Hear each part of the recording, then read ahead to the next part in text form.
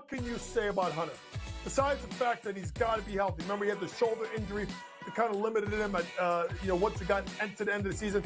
17.9, 10.9 last year, and he should be, as usual, a double-double machine. He's got to be able to continue to show the ability to try and shoot the ball from three. Betting above the rim, only on SportsGrid. A lot of concern, I would say, for Georgia in Carson Beck.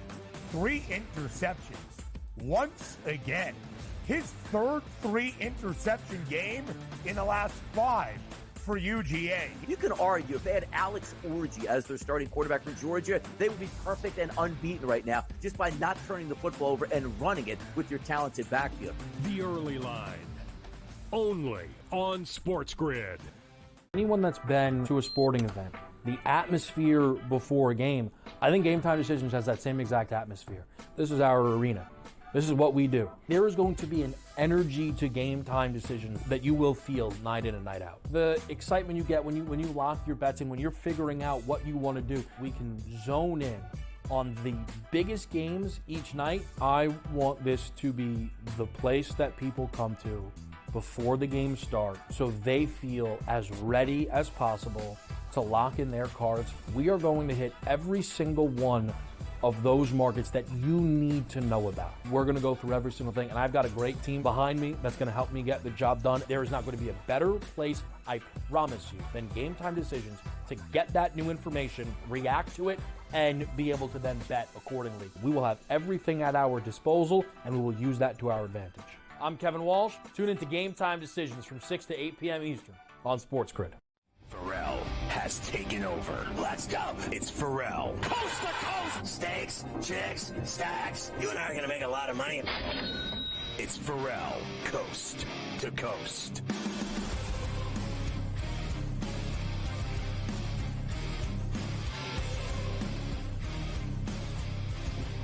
So we go till 6:30 on Friday nights now during college football. So here we go as we just got finished with all the college football games. We still got a lot of NBA, college, rack, NHL, everything you need to make some money. It's smarter to be on SportsGrid. Carver High, take it away, Calgon. Yeah, let's go to the NBA now. We have a very thick slate tonight. A few things first.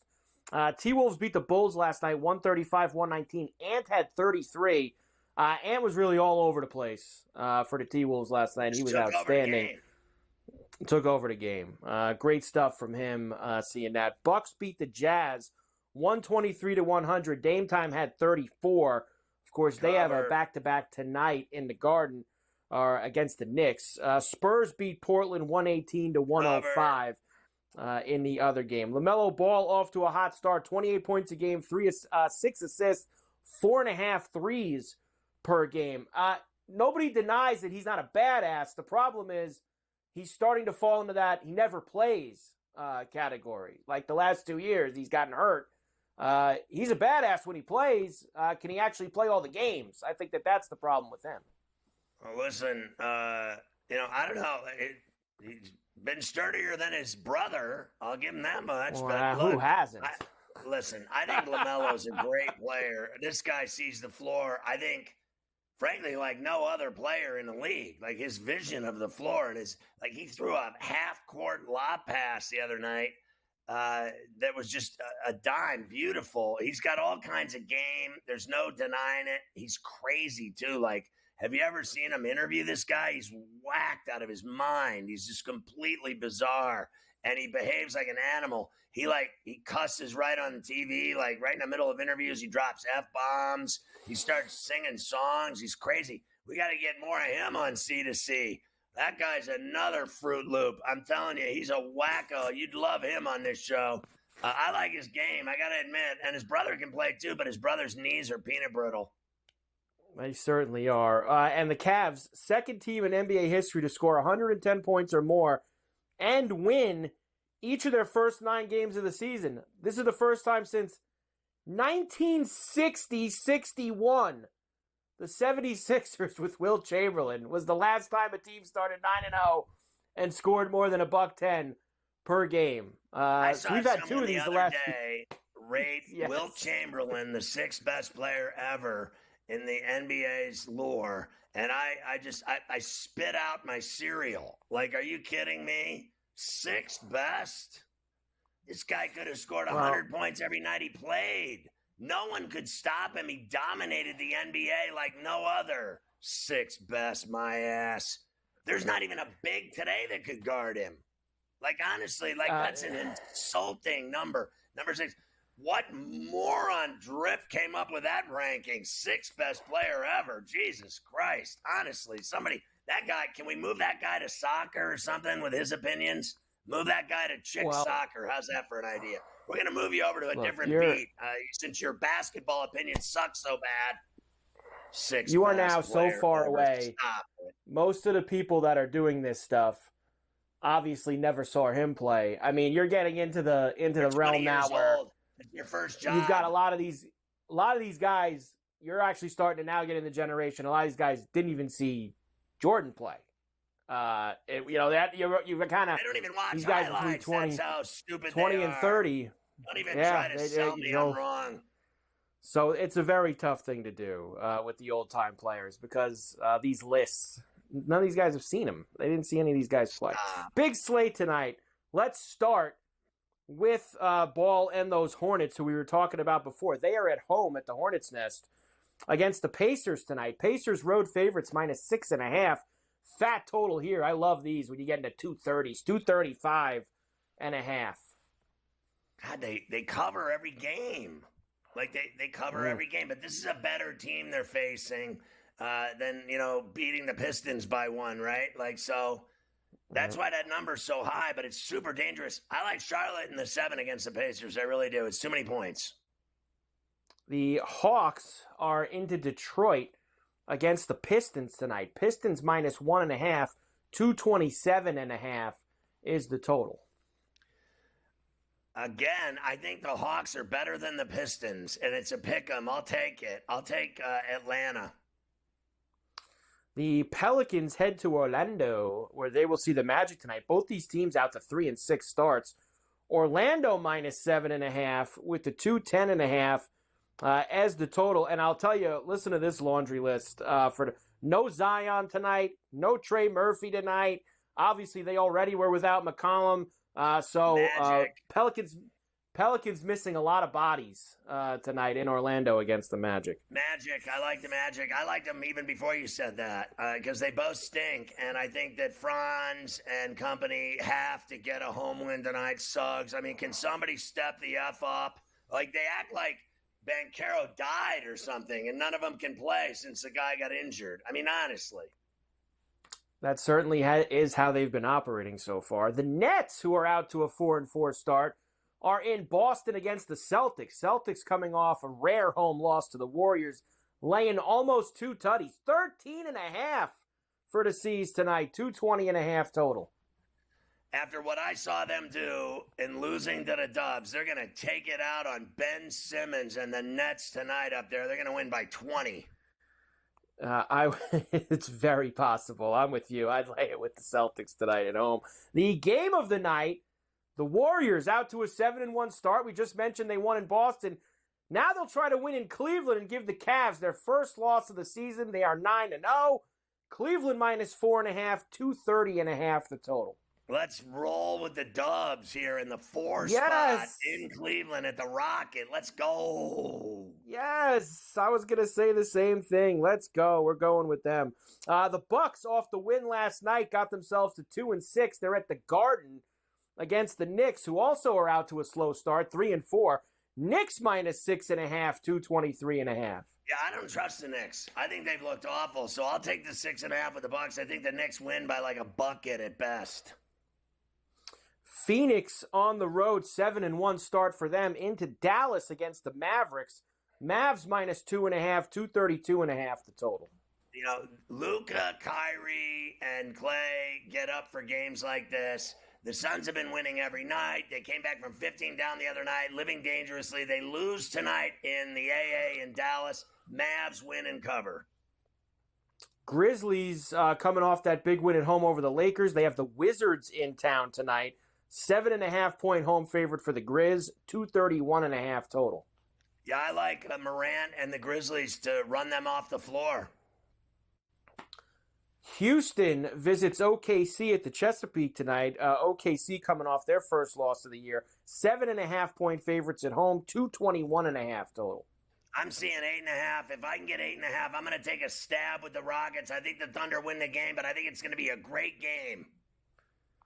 The Trailblazers, who lost in San Antonio last night, tonight they are in Minnesota against the T-Wolves, who of course won in Chicago. So both these teams' second night of a back-to-back. T-Wolves minus 11.5, 219.5 the total. I'll take the points. I think the T-Wolves will win the game at Target, but won't cover the fat number. The Heat are in Denver against the Nuggets. Nuggets minus 2.5, 220.5 the total. Denver at home at the ball. They're starting to play better all of a sudden, and they've been hitting for me this week. I'll stick with them. Lay it.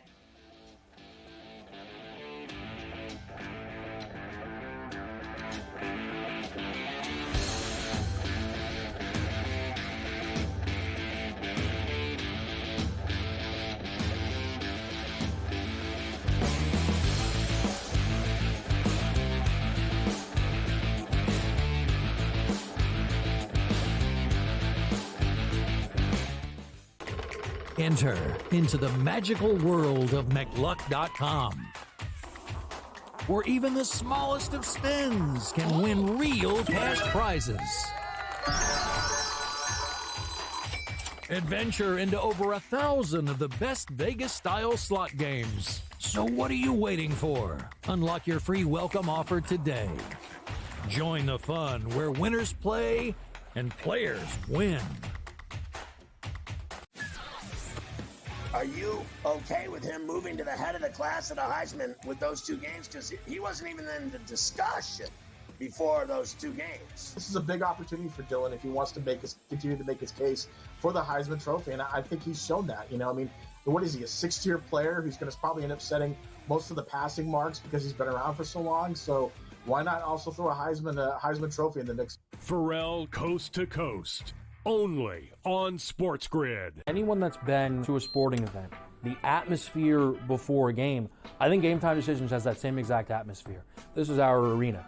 This is what we do. There is going to be an energy to GameTime Decisions that you will feel night in and night out. The excitement you get when you lock your bets in, when you're figuring out what you want to do, we can zone in on the biggest games each night. I want this to be the place that people come to before the games start so they feel as ready as possible to lock in their cards. We are going to hit every single one of those markets that you need to know about. We're going to go through every single thing, and I've got a great team behind me that's going to help me get the job done. There is not going to be a better place, I promise you, than GameTime Decisions to get that new information, react to it, and be able to then bet accordingly. We will have everything at our disposal, and we will use that to our advantage. I'm Kevin Walsh. Tune into GameTime Decisions from 6 to 8 p.m. Eastern on SportsGrid. What can you say about Hunter? Besides the fact that he's got to be healthy. Remember, he had the shoulder injury that kind of limited him at, once he got to the end of the season. 17.9, 10-point line last year, and he should be, as usual, a double-double machine. He's got to be able to continue to show the ability to try and shoot the ball from three. Betting above the rim, only on SportsGrid.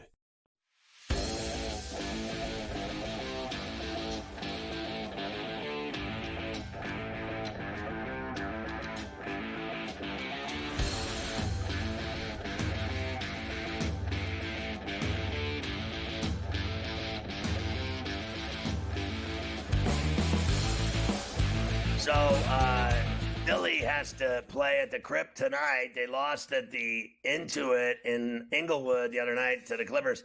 They have no one. They have no Maxey. They have no JoJo. They have Paul George, who doesn't like when people boo him, and he went 15-18 in his first two games. So I'm guessing tonight he has the 23 to 25 points. I still say they get whacked by the Lakers. They got nothing. The Sixers look terrible. And you also factor in the Lakers are coming home off of an awful road trip What'd they go, 1-4 on that trip? I mean, the Lakers were awful on the road. They got hammered in Memphis. You'd like to think they're going to have some pushback here tonight. They're 7.5-point favorites against the Sixers. 224.5 is the total. I'm with you. I lay it with the Lakers tonight at the Crypto. LeBron, AD, Hillbilly, Mamba, they're going to run them off the floor. And finally, last game, late night in Sacramento, where the Clippers will head up state to take on the Kings. -6.5 for Sacramento, 223.5 the total. I love Sabonis and Fox and Monk. I think they'll stomp the Clippers tonight. I really don't think the Clippers are good at all. I think they played a Philly team the other night and won because Philly is so broken right now. Yeah, I think that's where I'm at as well. I'll take the Kings in this game. Sabonis has been excellent as well. So there you go. NBA tonight, full slate all over. We actually have a full slate of college rack as well on a Friday night. It right now. It's already started. I got a couple games in these racks that have already started. I know that, which we'll get to in a moment. But there's one game that actually stands above the rest tonight. Real good one in Lawrence at, of course, Fog Island, where we will have North Carolina and Kansas getting together. Kansas right now -7.5, 160.5. This totals up from this morning. Should be a fun one, and that tips in about 45 minutes, Scotty, 7 East in Allen. I mean, if it's such a great game, then can we get North Carolina to cover the 7.5? I hate Kansas. I hate North Carolina, but I hate Kansas more, and they get every call at Allen Fieldhouse. They never lose. They always blah, blah, blah. I'd love to see the Heels show up for this enormous game tonight and cover. I'm worried, though, like betting Baylor against Gonzaga, they got whacked. I don't think North Carolina gets whacked tonight. I'll take a shot with the 7.5. What do I have to lose? Got to be better than that Baylor-Gonzaga game the other That's night, the worst right? game ever. Worst game ever. Got to be better than that game, or at least I hope. All right, couple racks of college for tonight. Army and Duke has already started. Duke's up 12-8 with about 13.5 minutes to go in the first half, so they're well on their way. You also have VCU and BC in the Veterans Classic. That has started 6-4 as well. VCU. Right now, 6-4. Purdue taking on Northern Kentucky tonight. Cincinnati against Morehead State. Ole Miss against Grambling State. Some very heavy numbers, all in the 20s there. Yeah, like Purdue to me is naked without Zach Edey. They're not the same team, but they'll beat Northern Kentucky, certainly. And Cincinnati at home, man, that's a huge number. I'll take Morehead State with that number. Ole Miss laying 22.5. I think they can handle that against Grambling, to be honest with you. I think that they can as well for that game. Next, Arkansas State into Alabama. And if you watched Alabama the other night, they got no problems absolutely laying it on anyone. So I'd expect another 50-point win for them. Texas taking on Houston Christian. They got Texas A&M taking on Texas A&M Commerce tonight. Texas A&M Commerce they're playing. Marquette against George Mason, UCLA, and New Mexico late night as well. Well, yeah, that's dangerous. To be honest with you, I might take UCLA's ranked for what? For what reason? Is that just like a preseason thing? Lobos at home with the 4.5. Marquette at home, lay it. I don't trust A&M covering 31.5 to save my ass. Texas will beat Houston Christian. Now that's a scary spread there. I mean, we've already seen Texas get beat by Ohio State, so I say they don't cover the 30 and a hook. Alabama will cover the 24 and a hook. That UCLA game, by the way, that is a neutral site game. They're playing that game in Henderson, Vegas, at the Lee's Family Forum out there. So out in Henderson, Nevada, is where New Mexico is. What am I going to do? Flip now? Like, give me the Lobos. Can't flip. Take the Lobos. Come on. You said it. UCLA, they're not that great. They shouldn't be ranked to start the year. Come on. And finally, we'll have some hockey. Everybody loves hockey. For you tonight. Everybody does love hockey, that's for sure. Detroit is in Toronto tonight. I did just see the Leafs put Austin Matthews officially on the IR. So he's going to be out for a little bit as he's already injured. A tradition unlike any other. We've seen it many times, and it happens again. Crosby against Ovechkin in D.C. tonight. And I know you've been keeping track. Ovi has been smoking hot. He's got like 6 goals in his last 5 games. Right. The guy's been going on a tear, which he needs, by the way. He wants to get closer to Gretzky. You also have Vegas tonight. They are on the card against Seattle and Minnesota and Anaheim at the Duck Pond late night. All right, so I like the Wild on the pond. I like Vegas and Seattle. I like the Capitals over the Penguins. And I'm just so dangerous. I'm going to go Red Wings with an upset in Toronto. No Matthews.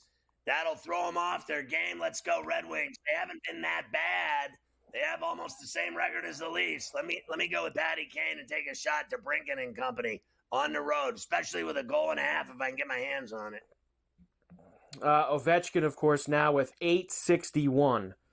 There, he's like sitting at 861. So, he's getting closer every week. All right, we'll come back, and I will do all the baseball in leftovers, including our favorite manager in baseball. Going to be back again, getting his option picked we'll make up. fun of him for another year. Yes. So we will do that. So we'll come back and do all the baseball and the Ferrella finish in the leftovers. That's what we got left before we go. I don't know what that was, but it sounded good. That should have been I don't know either. That ejected him from the Yankees job.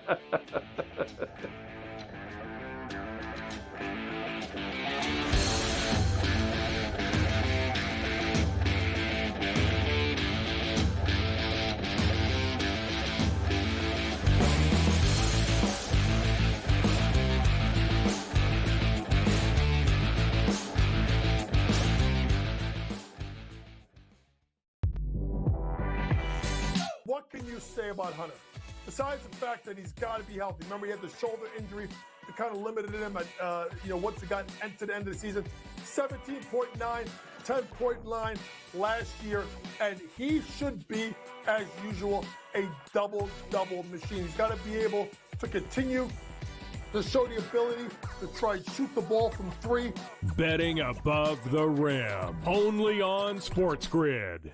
Anyone that's been to a sporting event, the atmosphere before a game, I think GameTime Decisions has that same exact atmosphere. This is our arena. This is what we do. There is going to be an energy to GameTime Decisions that you will feel night in and night out. The excitement you get when you lock your bets in, when you're figuring out what you want to do, we can zone in on the biggest games each night. I want this to be the place that people come to before the games start so they feel as ready as possible to lock in their cards. We are going to hit every single one of those markets that you need to know about. We're going to go through every single thing, and I've got a great team behind me that's going to help me get the job done. There is not going to be a better place, I promise you, than GameTime Decisions to get that new information, react to it, and be able to then bet accordingly. We will have everything at our disposal, and we will use that to our advantage. I'm Kevin Walsh. Tune into GameTime Decisions from 6 to 8 p.m. Eastern on SportsGrid. For the first time together, both Devontae Adams and Garrett Wilson had huge nights. Aaron Rodgers loves the 2 big targets, and he says if this is going to happen, going to be very tough on the defense to decide who they want to go after. We know the Jets have weaknesses. I mean, they didn't get to their record where they are now by being good, right? They got there because they stunk it up. Ferrall Coast to Coast, only on SportsGrid.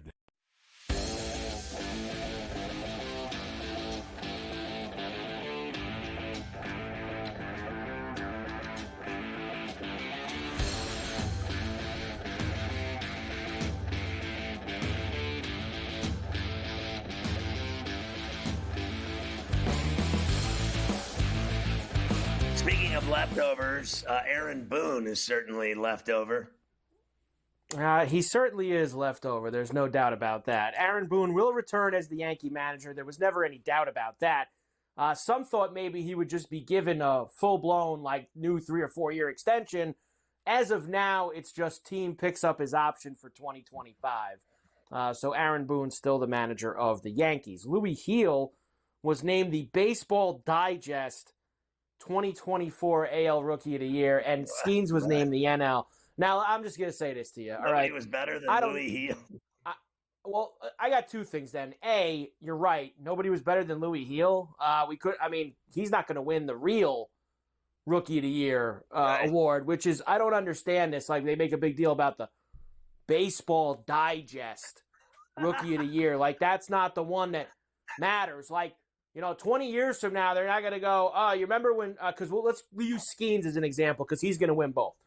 20 years from now, they're not going to say, Skeens was the Rookie of the Year and the Baseball Digest Rookie of the Year. They're not going to say that. Nobody cares about the Baseball Digest Rookie of the Year. Got that right. So just enough. And I'm still waiting. I told you, I got to wait a week from Monday for this Skeens Rookie of the Year ticket. I'm still upset. The 18th, I believe, is when they're going to announce the Rookies of the Year. 18th or 19th, that week is when that stuff comes out. Enough. But if you do want to see Paul Skeens this weekend, in the interim, you could see him and the girlfriend, Livy Dunn, as they'll be the guest pickers in Baton Rouge for College Game Day, is where they'll be this weekend. So you have a chance to see Skeens. Big LSU guy. I bet you he's going to pick LSU as well at the end of that game, of course. And last thing I don't care what he picks. I just am glad she's going to be there. I hope she wears her gymnastics outfit. Yes. And New York sportsbooks rake in a record $2.3 billion with a B in bets in the month of October. Now, let's remember something here. Why was this month so big? You had the Yankees and the Mets both make deep runs in the MLB playoffs, and you had all the football. That's a night and college. That's a perfect storm to have the biggest month of betting ever in the state of New York. How do you think sportsbooks are doing in New York and New Jersey? You think they're making any money? Yeah, they're doing fine. Although I did see them like their story. Last week was the lowest week in like 2 years. They just had the biggest month ever last month. They could take a week off. Don't believe a word they say about anything. They are swimming in money and always have since day one. Pharrell at finish time. An ex-U.S. Air Force pilot is accused of kidnapping, drugging, and sexually assaulting a 9-year-old girl in the UK. Heaven forbid. What is happening here? A nut job in New York stabbed a man through his car window over a fight over a cigarette until a good Samaritan came along and bashed his head in with a baseball bat. Does that really get you the Good Samaritan tag? Here comes a guy down the street with a baseball bat to handle the matter, and he's given a Good Samaritan badge. Is that like I got a voting sticker thing? The lady goes, "Do you want your sticker?" I go, "No, I don't want the sticker. Don't touch me. I really don't. Honestly, don't touch me." Ex-baseball coach at a ritzy New York City private school is accused of sexually abusing 7 children. Oh, my God. Scarface star Angel Salazar died from acute intoxication from drug use, including cocaine. He was the guy that got cut up by the chainsaw in the shower scene. One of the greatest scenes in movie history. Your boy, Angel. If you had to go into that scene, you might be doing some acute intoxication of more than cocaine. Pizza shop serves THC-laced pies, sickening dozens of customers. Bodies have been washing up in Jamaica Bay, and the residents are concerned. Gee, you think? How many bodies? Is there an over-under on bodies in the Bay that you're not concerned about washing up on shore? It has to hit a certain plateau, the number. Dangerous amounts of mold and E. coli and salmonella found in street marijuana. Have another toke. Nothing like a little E. coli in your reefer. GTD is next. I think it is anyway. I can't keep track of the schedule. Go to PharrellOnTheBench.com. Have an awesome weekend. Enjoy all the college and pro football. We'll see you Monday at 3, allegedly on Coast to Coast.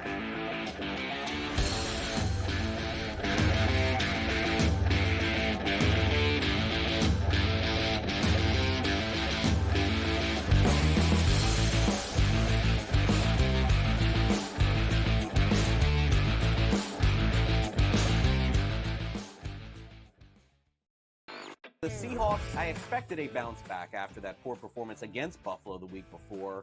They took the Rams right down to the wire. The Cardinals are the top spot at the moment. That's not going to hold. Kyler Murray and the Cardinals are not going to win this division, but they are 5-4. After that, you've got the Rams, the Niners, each 4-4. The Niners, God willing, man. I mean, if Christian McCaffrey ever does come back.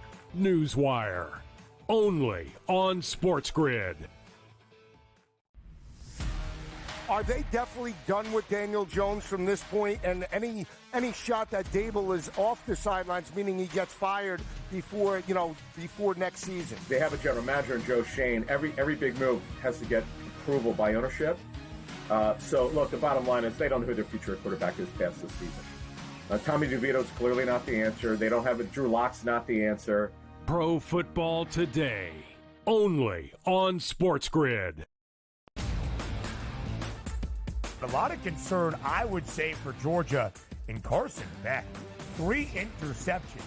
Once again, his third 3-interception game in the last 5 for UGA. You can argue if they had Alex Orji as their starting quarterback for Georgia, they would be perfect and unbeaten right now just by not turning the football over and running it with your talented backfield. The Early Line, only on SportsGrid.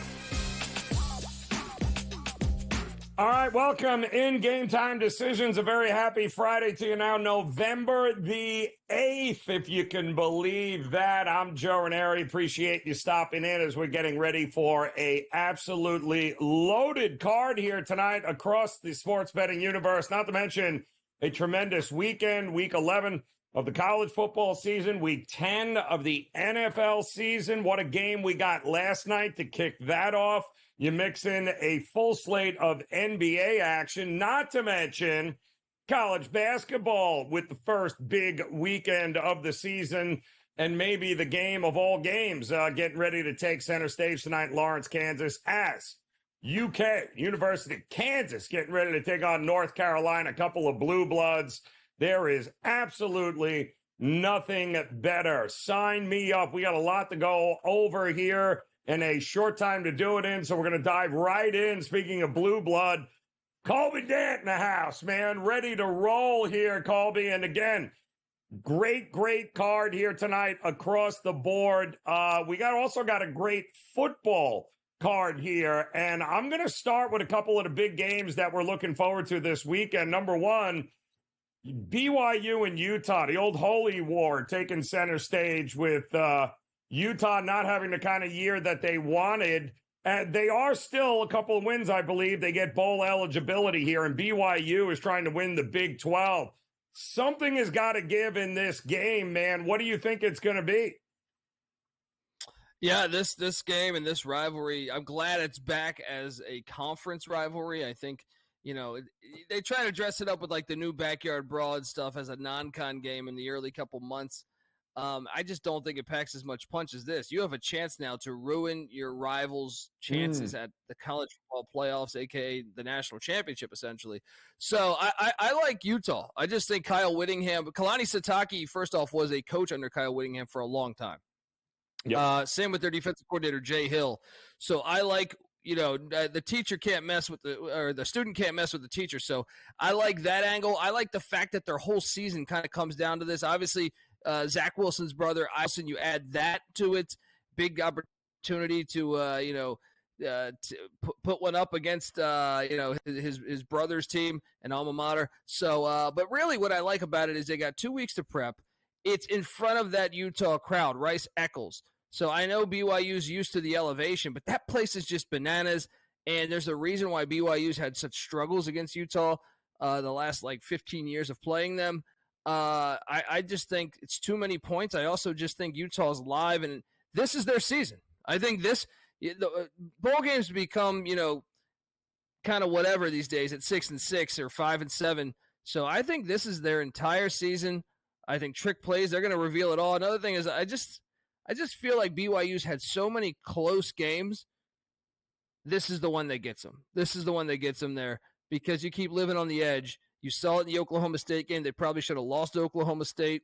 They could have lost to Baylor. They could have lost to SMU. They've been able to go through all of those teams.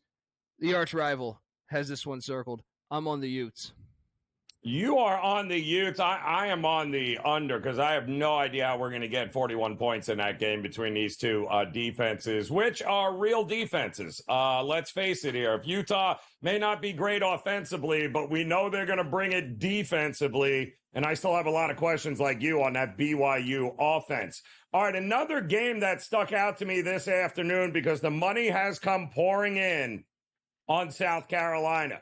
They are on the road, taking on Vandy. Now, they were a road favorite to begin with. It was 3.5 this week.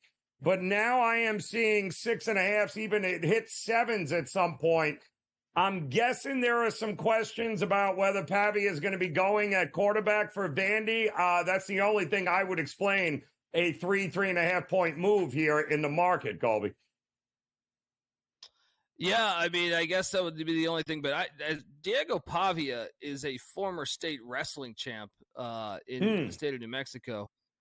He's said this before, that if he's even close to going for a game, he was going to go, right? Now, yeah, I still believe he's going to go. Now, maybe he's just not as healthy, and maybe that's resulted in the line movement, or maybe they've downgraded him to questionable, but I still think he'll play. Either way, though, I'm on Vanderbilt and the points here. I just think they run an offense that no one else sees in the SEC. They're running the triple option out of the gun, and I think that's been an advantage of them. I think they're maybe the most balanced team offensively in the SEC from just unpredictability. So I believe this team's not I don't know why they've been dogs for so long. They should have beat Missouri. They lost in what, overtime? It shouldn't even have went to overtime, missed a field goal, and then the other one was a 3-point loss to Texas. I think this team is actually really, really legit. And guess what? I can't remember the last time it was November and they had a chance to play in the SEC championship. So the game's just as important as it is for Vandy, if not more, than it is for South Carolina. I think the Doors stay within that number. South Carolina is one of these teams I feel like they can get up and beat a top 10 team. But I remember watching Old Dominion kind of move the ball all over them. Probably should have won that game against South Carolina. So I'm gonna go with the Commodores plus the points. I do think you sprinkle the money line. Yeah, I'm kind of shocked that it's that big a move here without there being an announcement. But we'll see what happens there. That game, of course, tomorrow. Another big game tomorrow for it all is going to be Georgia and Ole Miss. And boy, a lot of divided down the middle talking about this game this week. It's kind of a de facto elimination game with so many teams at right around 2 losses now in the SEC. Ole Miss has already got 2. If they get a third, they ain't playing for anything. And Georgia is already losing the tiebreaker with teams like LSU and Texas A&M. They don't want 2 losses. So what gives in this game? Yeah, I think Kirby Smart, as you saw, when they went into Austin, they were just in a great spot to shut down that offense. And really, Lane Kiffin, to me, he beats the teams he should beat and loses to the teams he should lose to. And this is the situation. Another thing that I love is Kirby Smart has experience. They run the veer and shoot, which Tennessee runs. So he faces that every year. It's kind of a gimmick offense, in my opinion. So I think, Kirby Smart is going to limit that. It's normally a one-read offense. And the more time you do making Jackson Dart think about where the ball is going, the more it plays into Georgia's hands. I like laying the number there. I think Bulldogs roll by double digits personally. Yeah, I mean, it's always been a profitable spot in these big games to go with Georgia in this one. All right, let me switch gears because we got a monster game going on in Lawrence, Kansas here with college hoops tonight. Kansas, number one in the country, taking on North Carolina. Always a lot of fun when we get a couple of blue bloods this early in the year. But boy, is that a big number. 7.5, 160.5. What are you thinking? Yeah, and shout out to them not making this a neutral site game. I love it on campus because normally I feel like this is in Vegas or this is in somewhere New York City or Chicago or something. But I love this on campus. College basketball sells better on campus, and I like Kansas. The reason why they're number one is because they went out in the portal. I even think towards the end of last season, Bill Self had a press conference that was about a couple weeks into the end of the season there.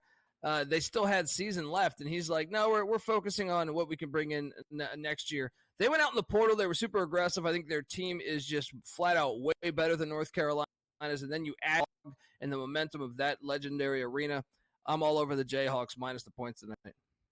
Ooh, you're liking the Jayhawks here tonight. All right, quickly before I get you out of here, Cole, we got a couple of college football games tonight. UCLA, Iowa, New Mexico, San Diego State. Either of those tickling your fancy? Yeah, I like the Iowa angle against UCLA as someone that lives in Los Angeles. It's going to be an Iowa crowd. I think that they'll limit their offensive capabilities there, and Kirk Ferentz will roll with that run game. All right, looking to roll, and so are we. What a night and what a weekend it's going to be. Colby, Dan, always a pleasure. Love the hat and the paint job, my man. We'll talk to you again as Game Time Decisions continues.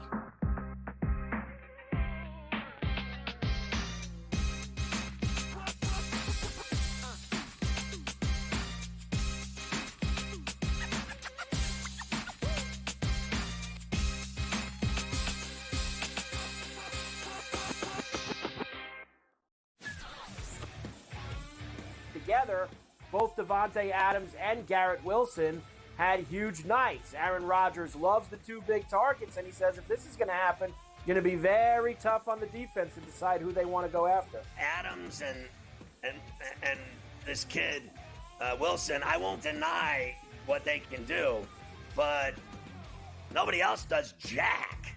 Pharrell Coast to Coast, only on SportsGrid. Anyone that's been to a sporting event, the atmosphere before a game, I think Game Time Decisions has that same exact atmosphere. This is our arena. This is what we do. There is going to be an energy to Game Time Decisions that you will feel night in and night out. The excitement you get when you lock your bets in, when you're figuring out what you want to do, we can zone in on the biggest games each night. I want this to be the place that people come to before the games start so they feel as ready as possible to lock in their cards. We are going to hit every single one of those markets that you need to know about. We're going to go through every single thing, and I've got a great team behind me that's going to help me get the job done. There is not going to be a better place, I promise you, than Game Time Decisions to get that new information, react to it, and be able to then bet accordingly. We will have everything at our disposal, and we will use that to our advantage. I'm Kevin Walsh. Tune into Game Time Decisions from 6 to 8 p.m. Eastern on SportsGrid. What can you say about Hunter? Besides the fact that he's got to be healthy. Remember, he had the shoulder injury that kind of limited him at, once he got to the end of the season. 17.9, 10-point line last year, and he should be, as usual, a double-double machine. He's got to be able to continue to show the ability to try and shoot the ball from three. Betting above the rim, only on SportsGrid.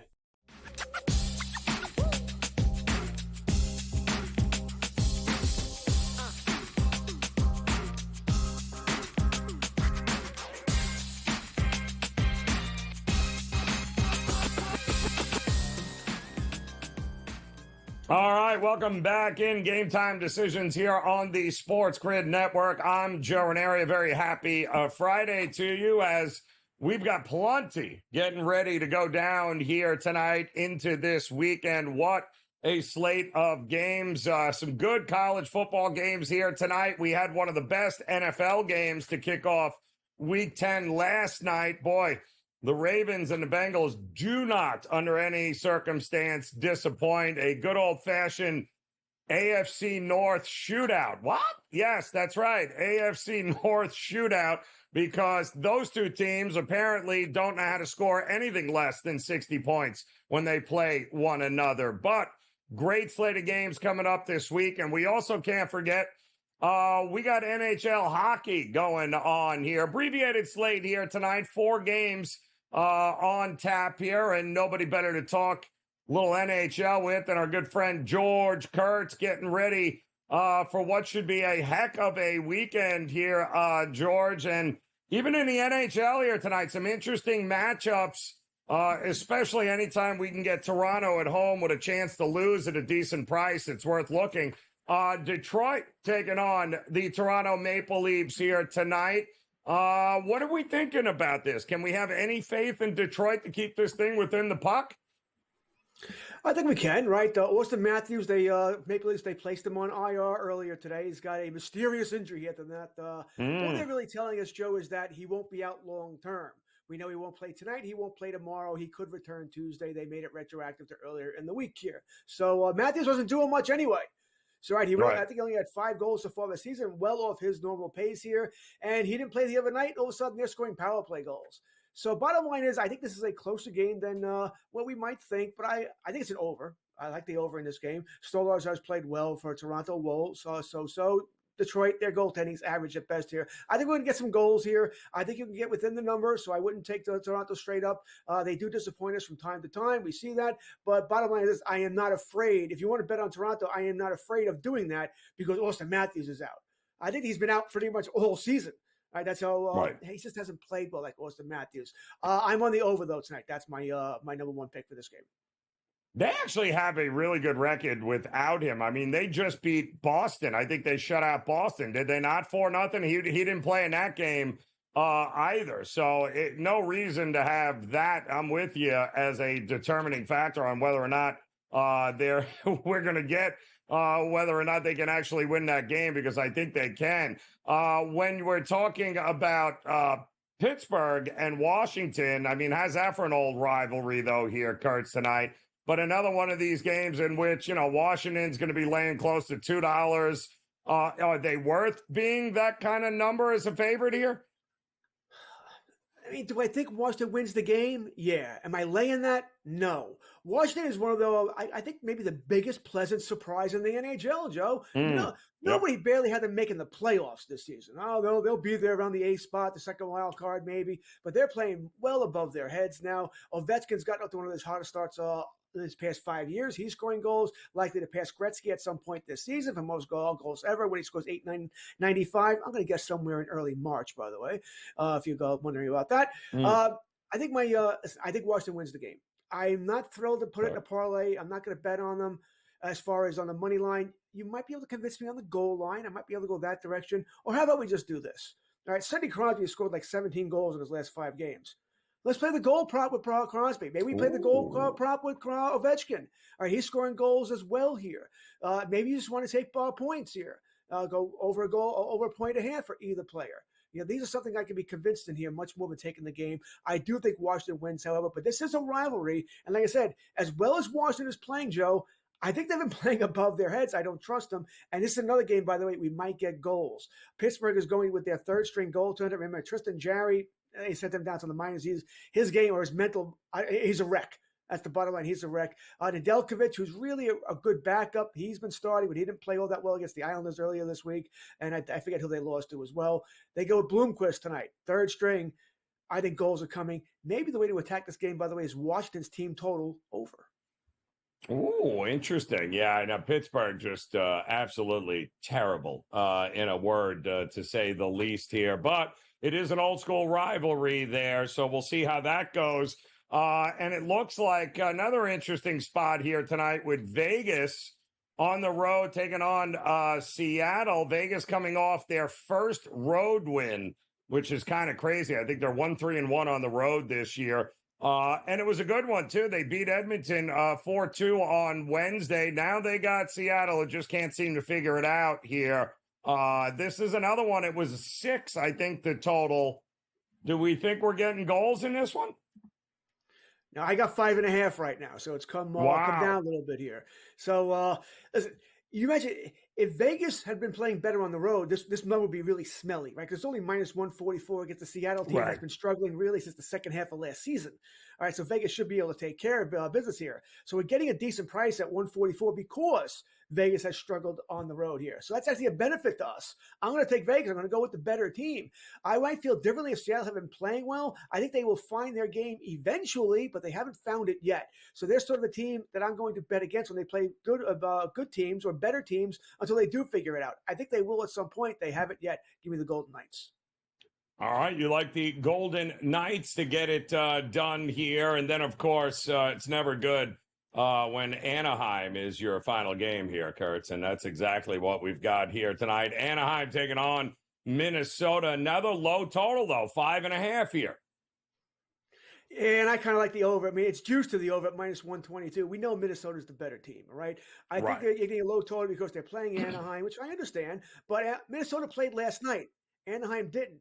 I think that could make this to be a little bit of a closer game. I'm taking Minnesota, mind you, but I'll take them on the goal line. You're getting plus money there, plus 132. I think it goes over. I'm going to take that. And by the way, we're not talking up Kirill Kaprizov. Right now, he may be the clubhouse leader for the MVP in the NHL. He's getting multiple 3-4 points a game here. I'm definitely taking him over 1.5 as well. He's getting more assists than goals, so keep that in mind.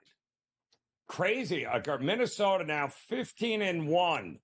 Against Anaheim in their last 16. That dates back to 2021. It has been pure dominance over the Anaheim Ducks. Minnesota, they're going to try to make it another one here tonight. All right, don't go anywhere, George. We're going to talk some NFL when Game Time Decisions continues on the grid.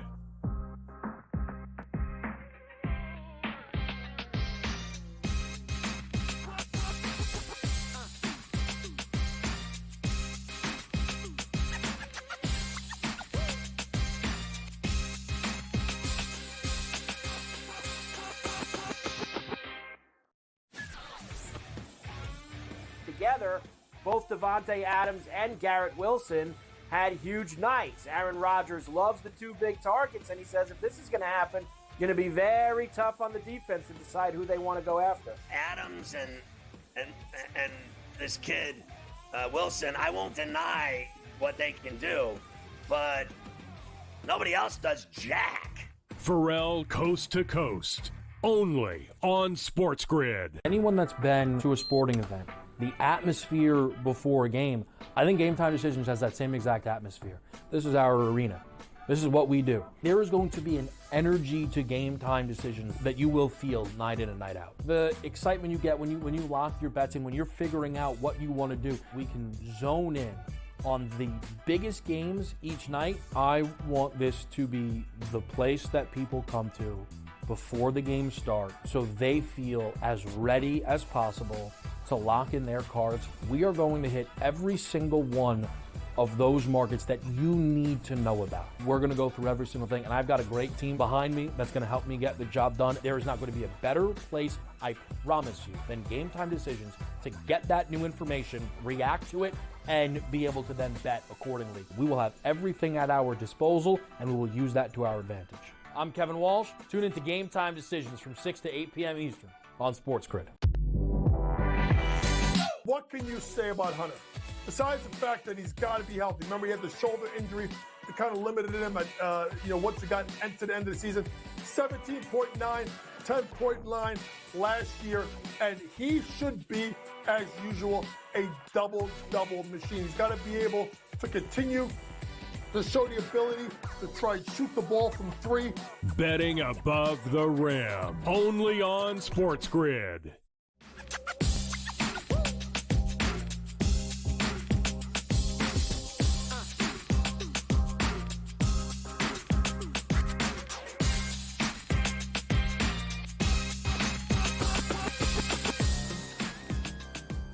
All right, welcome back in Game Time Decisions here on the SportsGrid Network on this Friday. Joe Raineri, joined by my good friend George Kurtz here as we just went over the 4 NHL games slated on the ice here tonight. Going to be a big weekend in the NHL. It's going to be a big weekend in the NFL as well here, George, as we had a great game to kick off Week 10 last night with the Baltimore Ravens and the Cincinnati Bengals. Cincinnati continues to shoot themselves in the foot, just can't seem to get out of their way.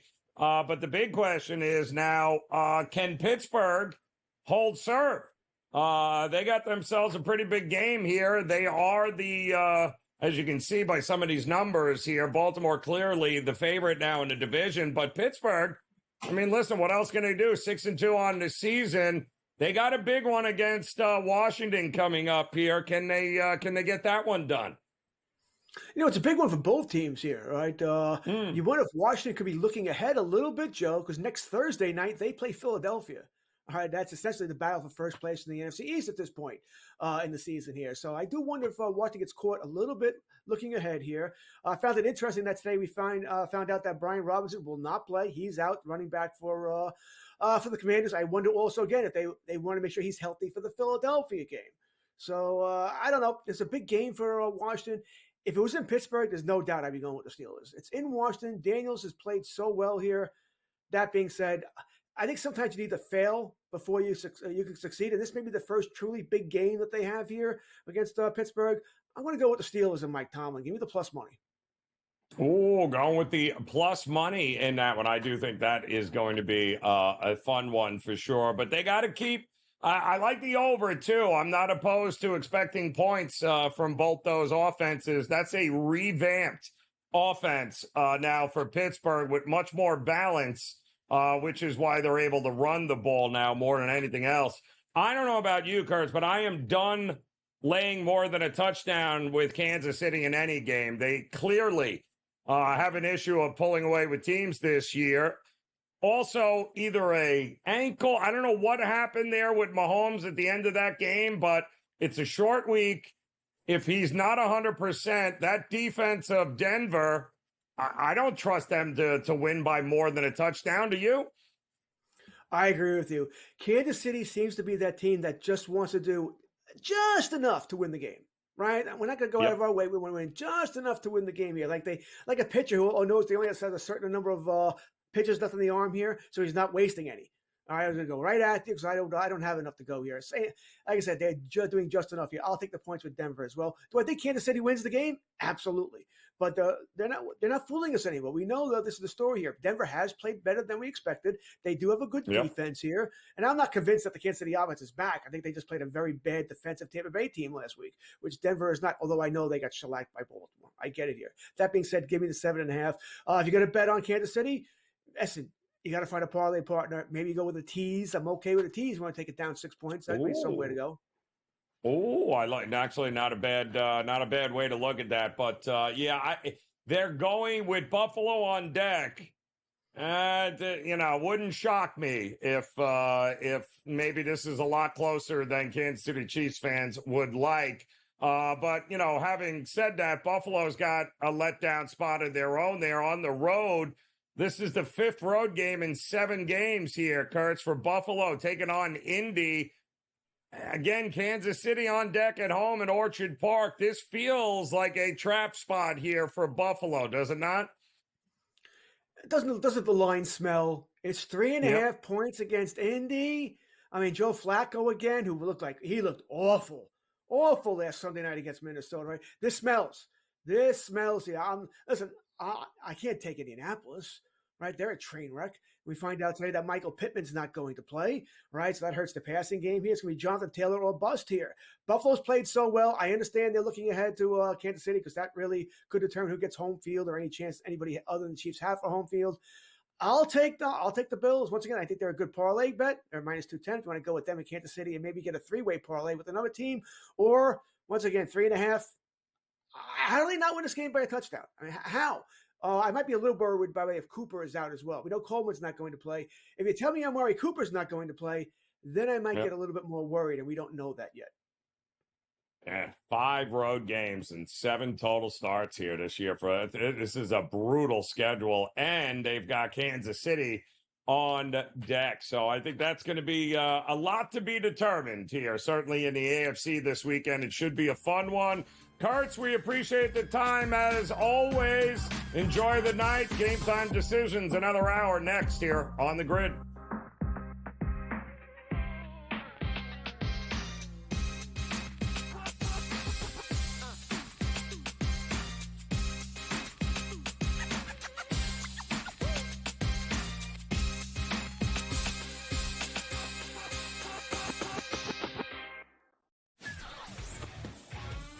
Together, both Devontae Adams and Garrett Wilson had huge nights. Aaron Rodgers loves the two big targets, and he says if this is going to happen, going to be very tough on the defense to decide who they want to go after. Adams and this kid Wilson, I won't deny what they can do, but nobody else does jack.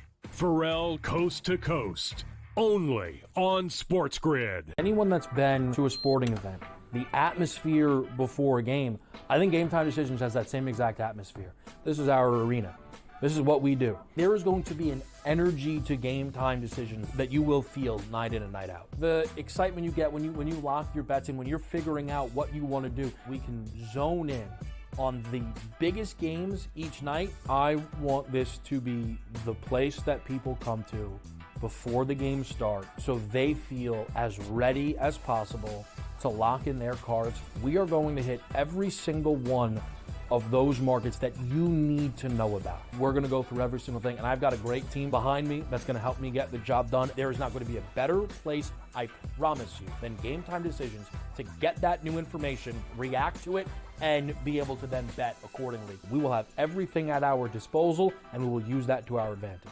I'm Kevin Walsh. Tune into Game Time Decisions from 6 to 8 p.m. Eastern on SportsGrid.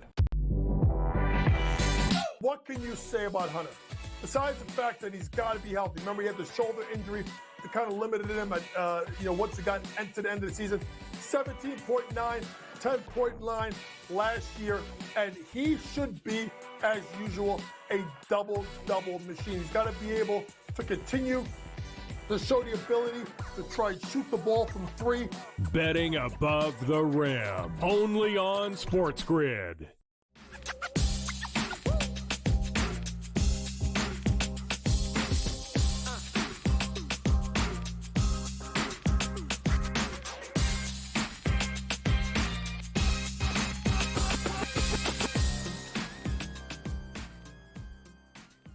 All right, welcome back in Game Time Decisions, often running another hour here on this Friday together. I'm Joe Raineri. Appreciate you stopping by as we're getting ready for a big night in the sports betting landscape. Plenty of NBA action happening tonight. It's the first full weekend of college basketball.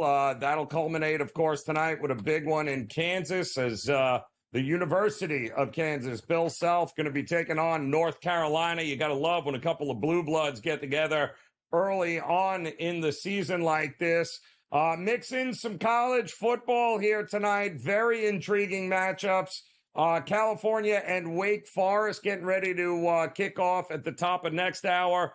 Iowa and UCLA, get used to the travel, folks, because Iowa's going to be going to California, and of course, we know California teams have been flying back and forth to the East Coast. We've got Rice, Memphis, and then a interesting one late night with New Mexico, who I took, taking on San Diego State. Gotta love what Bronco Mendenhall has done with the Lobos here. 2.5 points is what they're getting. I'm seeing that even down to 1.5 now, so I'm not the only one that's looking at New Mexico as an upset bid here tonight against San Diego State. And of course, the NFL in full effect. Brady Cannon knows all about that.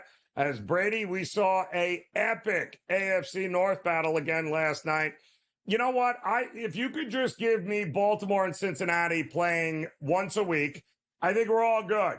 Because that is some of the most entertaining, if not frustrating football that you will see here. And Cincinnati, once again, shoots themselves in the foot. As far as I'm concerned, they've pretty much ended their playoff chances here. But I just asked George Kurtz this, and I'm going to ask you. Can Pittsburgh maintain here with Baltimore? This is a big game against Washington coming up. I love what they've done. A week off now. We know Tomlin coming off a bye. Are they on your card this week to get it done? They are. And you mentioned, the two there at the top of the division, the AFC North, the Steelers and the Ravens, and they will meet next week.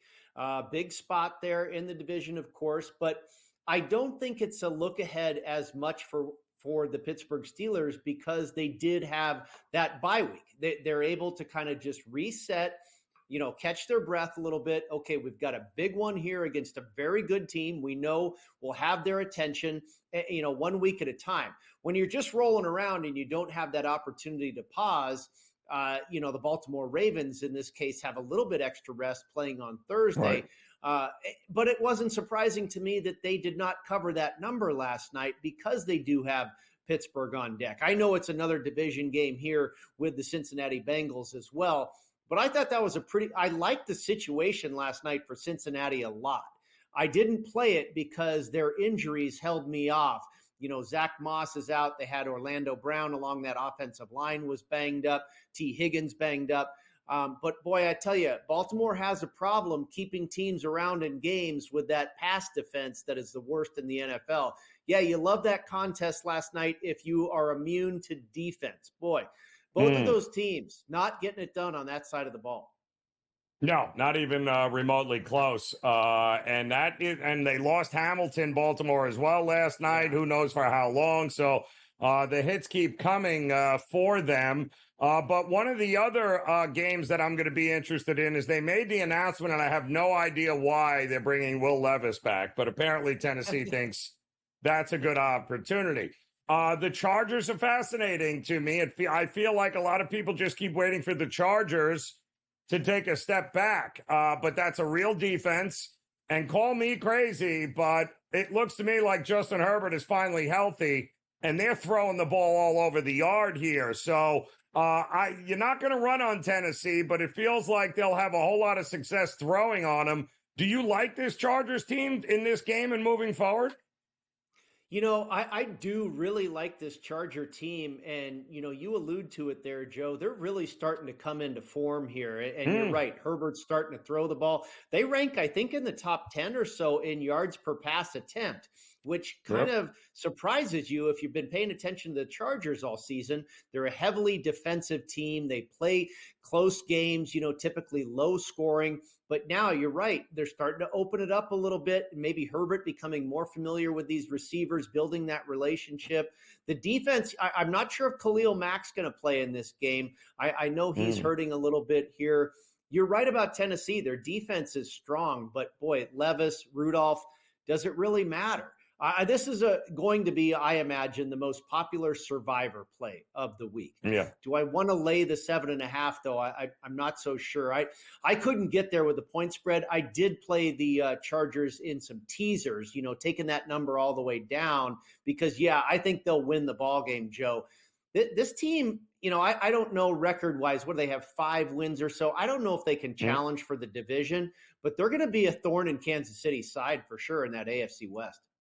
Yeah, no, they certainly are. And Kansas City's got an interesting one that we talked about earlier against Denver. And more importantly is they have that Buffalo game coming up in Orchard Park. And if history serves me correct, Buffalo usually wins the game during the regular season, but can't get out of their own way in the playoffs. And I think that Kansas City is perfectly fine with that. They'll have no problem continuing with that path here. But what do we do also, and this is what worries me, is we've got a Philadelphia team that is now supposed to win and win big here. Dallas, all sorts of injuries. It's a touchdown. I can't tell you how much I don't trust either of these two teams. Philly should win, sure, but Dallas embarrassed them at home last year. What happens here in this one?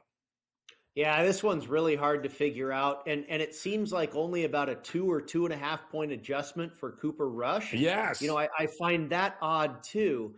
And I've really been a fan or a backer of Cooper Rush in years past. I think it was a couple of years ago when Dak was out for, 6-8 weeks or something like that. And I was on Cooper Rush a couple of different times with winners. This one's really hard. This Cowboys team is really bad, Joe. Philadelphia should kill them. I mean, when I crunch all my numbers, my average number comes to Philadelphia by 11. And that's what should happen. I just don't know if it will. But I don't have the guts at all to bet Dallas. We know is Parsons even going to play yet in this game? DeMarcus Lawrence still out. I think Mike Zimmer has been a really bad failed project there in Dallas as far as their defensive coordinator. And Philly's starting to catch some steam. You wonder if the stock is a little bit too high, but it feels like it's maybe the line anyway is not high enough in this game for the way these two teams are going in different directions. I agree here. And also big news coming out of San Francisco with McCaffrey back. This is as healthy as they have been. Not good news for Tampa Bay. Are you buying the 49ers? I really am, Joe. And I'm a fan of this team. I grew up watching this team. So typically I'm harder on them than maybe I should be. I'm more critical of the 49ers. But I remember last year when they came out of their bye after they'd lost 3 straight games and they annihilated Jacksonville. Could be similar this year. They've played 500 football. They need a reset. They need to get healthy. And Tampa Bay just let everything out on the floor last week against Kansas City. They could be reeling here, and San Francisco may let them have it. Yeah, when you start looking at weeks 10 through the end of the season, a regular season, the last couple of years, the 49ers are just dominant. Brady, appreciate it, my man. Enjoy the games. Game Time Decisions continues here on the grid.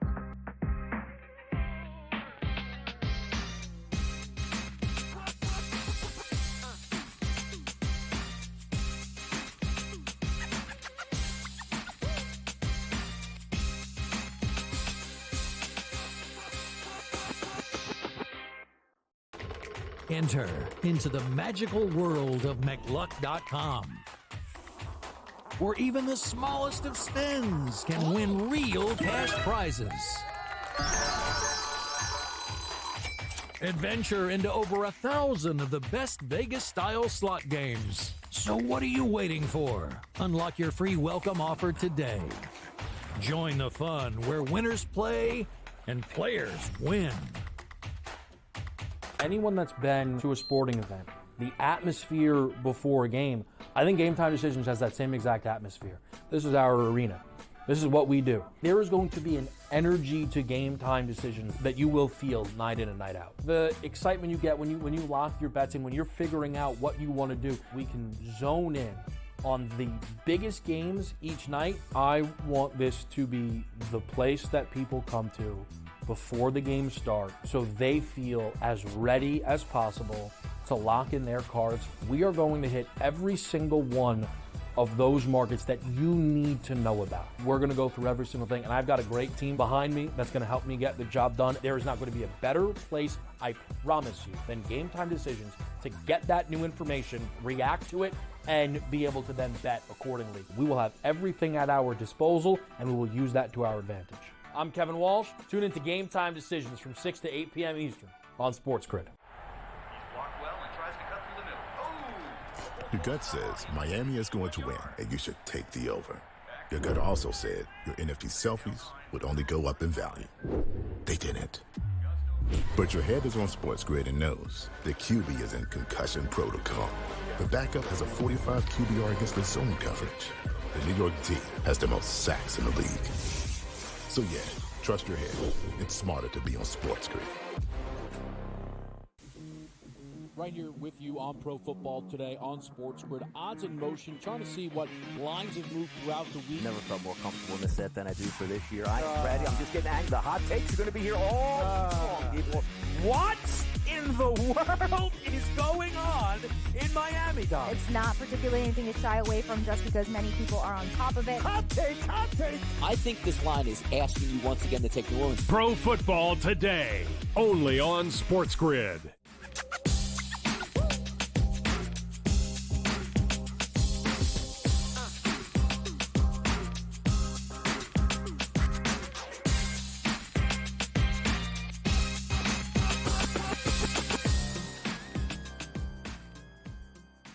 All right, welcome back in Game Time Decisions here on the SportsGrid Network. A very happy Friday to you. Big weekend coming up here in sports as we've got just about every major sporting event in the world happening this weekend. NHL, 4-game slate here tonight. NBA underway, some big games there. The first full weekend of college hoops. We'll talk about some of those games coming up, and let's not forget Week 11 of the college football season kicked off already with a couple of action games during the week, but we actually have a pretty decent slate of games here on a Friday night lights coming up here tonight, and the man who will take over at the top of the hour, who will help cover all of these, joining us, Scotty Wetzel in the house. And Scotty, it's nice. It's not action football here tonight, so we're actually getting some big boys that are going to go at it, and I think there's some value on the board.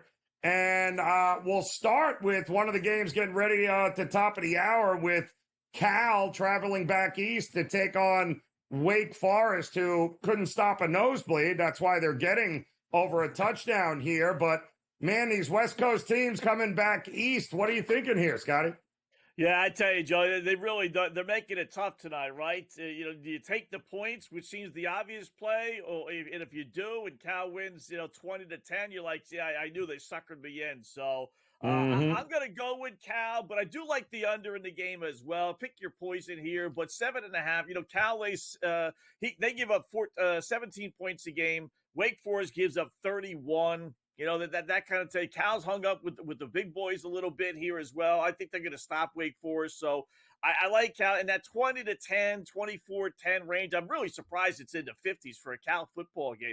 They're 8-1 under their last 9 games, Joe, including 6-0 under on the road. I know Wake Forest is bad, defensively, but Cal is awful offensively. So I like Cal, and I think it's going to be a rare time where I'm going to bet the favorite and the under. Knowing that, I got a decent window there with 54.5 for your total. So it's 24-10, 27-13, something along those lines. Cal wins. Scotty, I'm with you here. I don't get it. Do people realize Cal is 4-4, and their 4 losses have come by a total of 9 points in their 4 losses. And, it was a 1-point loss to unbeaten Miami, a 2-point loss to Pitt, who is 7-1, and they haven't given up more than 17, unless your name is Miami or State. So I'm kind of with you. I think Cal's the right side, and I just don't trust Wake Forest defense to stop anybody. So I got no problem laying that kind of number here. It's interesting, the line movement on this Rice game. They're getting ready to take on Memphis. I do think Memphis is a little overblown. People think this is a much better team than I think they are, Scotty. But how good do you got to be to go up against Rice, who defensively can hold their own? But how are they scoring any points in this game here tonight? What are we going to get?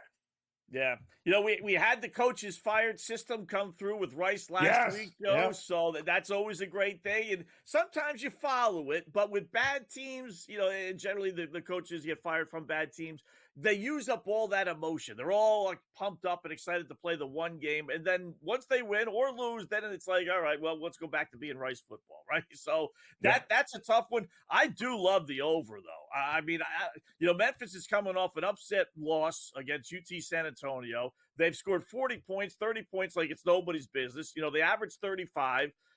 So I'm guessing at home they're good for 35-40.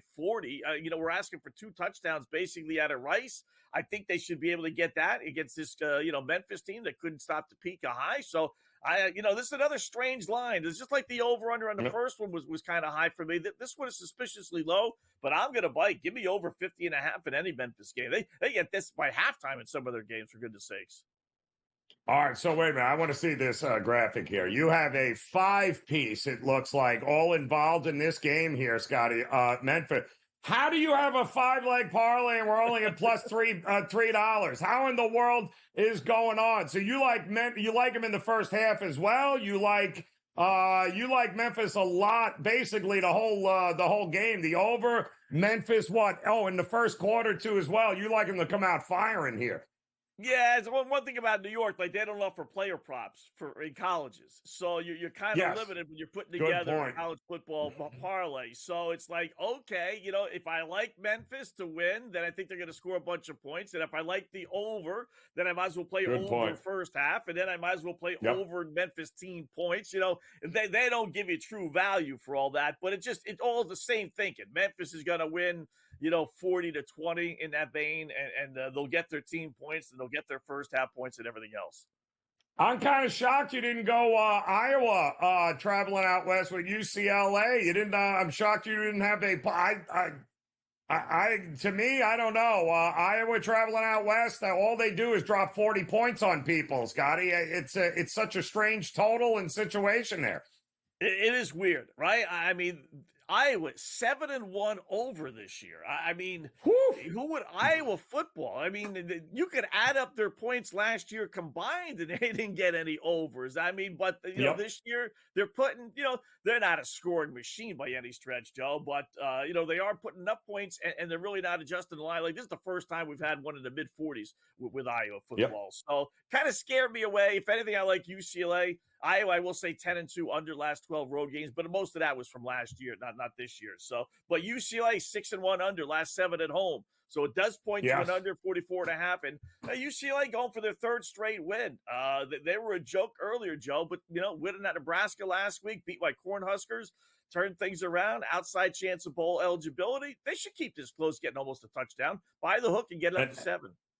And not for nothing, they have faced the toughest schedule in the country right now. They've played Indiana, LSU, Oregon, Penn State. Iowa at home is not going to scare them in any way, shape, or form. So that should be a good game here tonight. We've got one blue blood in college hoops underway right now. Kansas up 23-18. Scotty, I know you've got a game that you're focusing on that you like tonight. We'll talk about that in college hoops, and then plenty of NBA action to dive into. We'll do that with Scotty Wetzel when Game Time Decisions continues.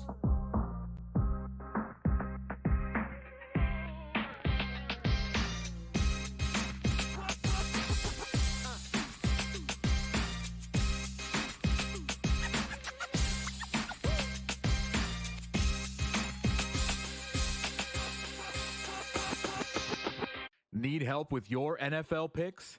Get NFL insider knowledge from Pro Football Doc, Dr. David Chow, with Sick Picks at Sports Injury Central.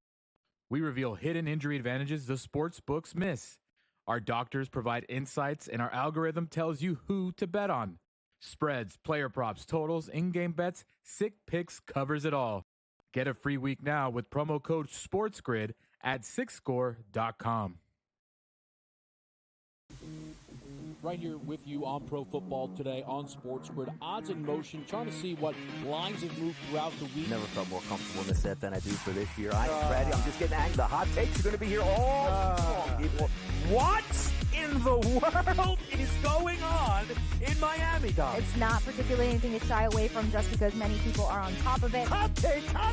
I think this line is asking you once again to take New Orleans. Pro Football Today, only on SportsGrid. Anyone that's been to a sporting event, the atmosphere before a game, I think Game Time Decisions has that same exact atmosphere. This is our arena.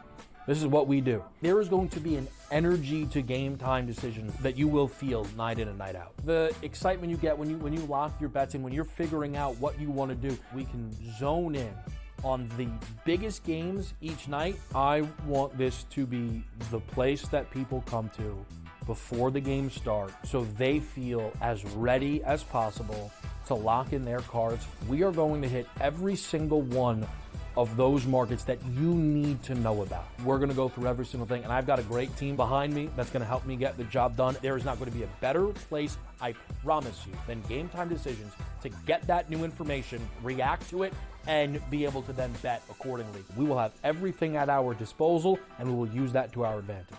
I'm Kevin Walsh. Tune into Game Time Decisions from 6 to 8 p.m. Eastern.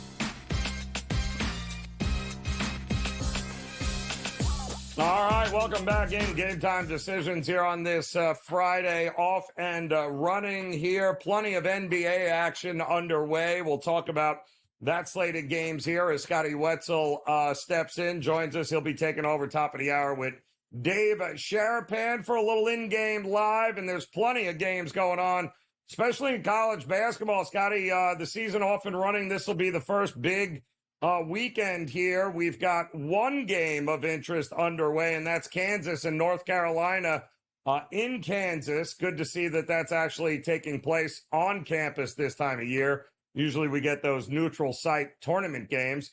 But right now they're up 7, Kansas on North Carolina. And you're taking a look here at Northwestern State and Texas Tech. This is a big number here there, Scotty. So what are we laying it or are we taking it?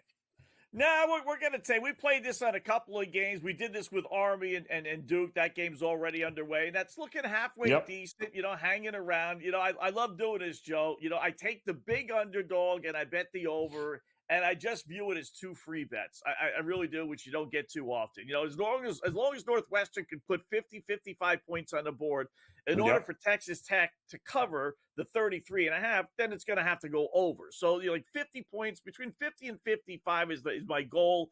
And that's the case here with Northwestern State. I mean, to beat a team by 34 points, you got to have a reason to beat a team, just pulverize them by 34, 35 points, right? So you take Northwestern State, you take the over, and you hope they lose, in that 90 to 65 range, 85, 65. They're going to lose, obviously, but, are they going to lose by 34 points? Let's hope not. And if the worst comes to worst, you walk away with a split, you lose the VIG. But for the risk of a VIG, I view it as it's 2 free bets. So, root for 50 points. I like it.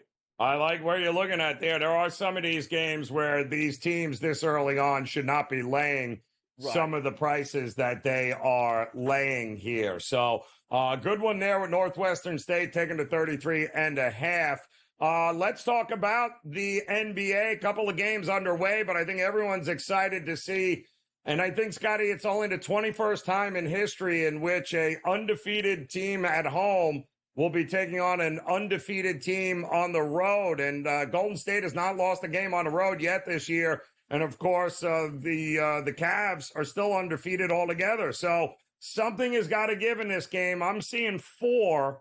And I believe OKC on deck here for the Golden State Warriors before they head back home. So what gives in this game tonight? Yeah, this is 3.5, went up a half a notch to 4. You're right. Golden State's playing well. I bet against them the other night against Boston. Probably the whole world did, with the Jason Tatum situation, and they still found a way to win. But I'm going to go with the old theory: 9-0 straight up, 8-1 against the spread are the Cavaliers. They're playing obviously great. So let's take them. Basically, I kind of view it as almost pick them. I know they could win by 3, 2, or 1, but give me Cleveland 9-0, ride it out, keep playing it. They're a good team. Why not beat Golden State 7-1? I understand playing well, but give me the Cavs laying a 4. What are we doing with the over 24.5 points as well? Prop wise. I like that also. Yeah, I think it's going to be a good prop game too. What about the Knicks at home taking on the Bucks? Big win for the Bucks last night. Second of a back-to-back. What are we leaning here? Yeah, I love the over in this one, 223.5. Now, Milwaukee 5-1 under their last 6, but the Knicks are a strong over team. Dated back to last season, they finished up on a nice overrun through the postseason. It started this way this season as well. So 223.5 for an NBA game is not bad to begin with. And now you throw in the Knicks are a strong over team. Give me over in that one, definitely. Yeah, I don't hate that either. And your Celtics, you laying the 13? How are we laying 13 with the Celtics every game? Yeah, the numbers are crazy, right? I'm not going to do that, John. I'm going to go the over team total 60.5, which is not that bad. They've been pushing these things to 62, 63. So this one's a modest one. Give me over 60.5. It's 3-3 so far this season. It was a strong over last year that they cashed like 75% of their tickets. And then last one in the NBA, I'll throw you Memphis here, minus 7.5 versus Washington. Just because the Wizards stink. They're just awful. So give me Memphis laying the 7.5. Is there anybody healthy with Memphis? I mean, John Morant, nobody's playing. Yeah, Morant's out, but they're used to that. So what? I think they're going to rally the troops around him. And I'll give you one quickie in hockey. Minnesota laying 2-1 against Anaheim. Crazy price. But Minnesota, Joe, 15-1 their last 16 games against Anaheim. Crazy. You got to play them. Crazy. You have to. Pure dominant. That is without a doubt a trend. That is a Wetzel trend. You ain't going against that one, my man. All right, Scotty, enjoy. We'll see you top of the hour for In Game Live. We'll be back after this.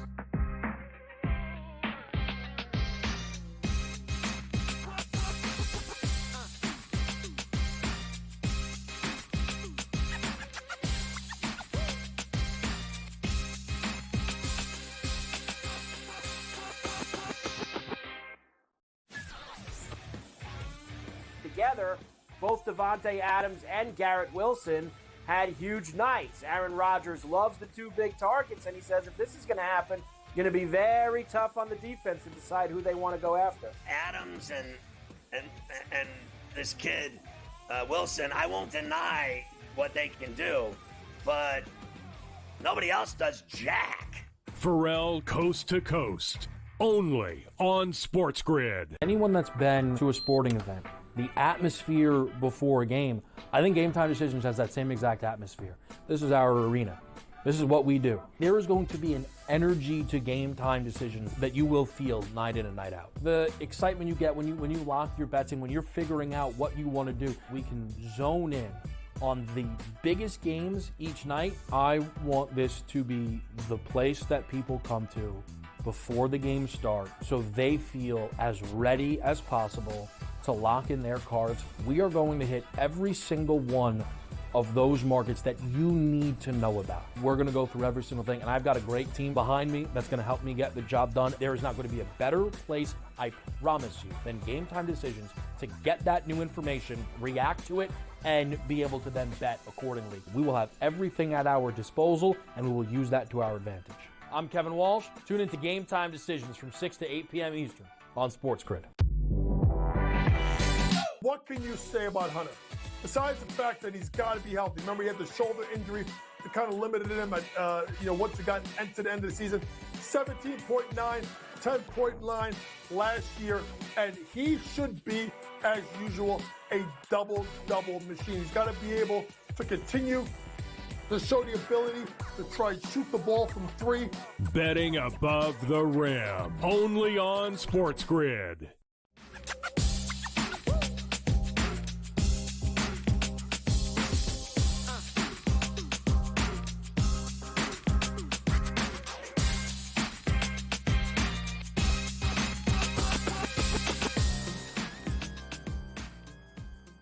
All right, welcome back in Game Time Decisions here on the SportsGrid Network. A very happy Friday to you as we are off and running a loaded slate around the sports betting universe here as the NBA. Couple of games underway already, including the Pistons all over the Atlanta Hawks here right now, 31-18 right now. Still got about 3 minutes to go in the first quarter on that one.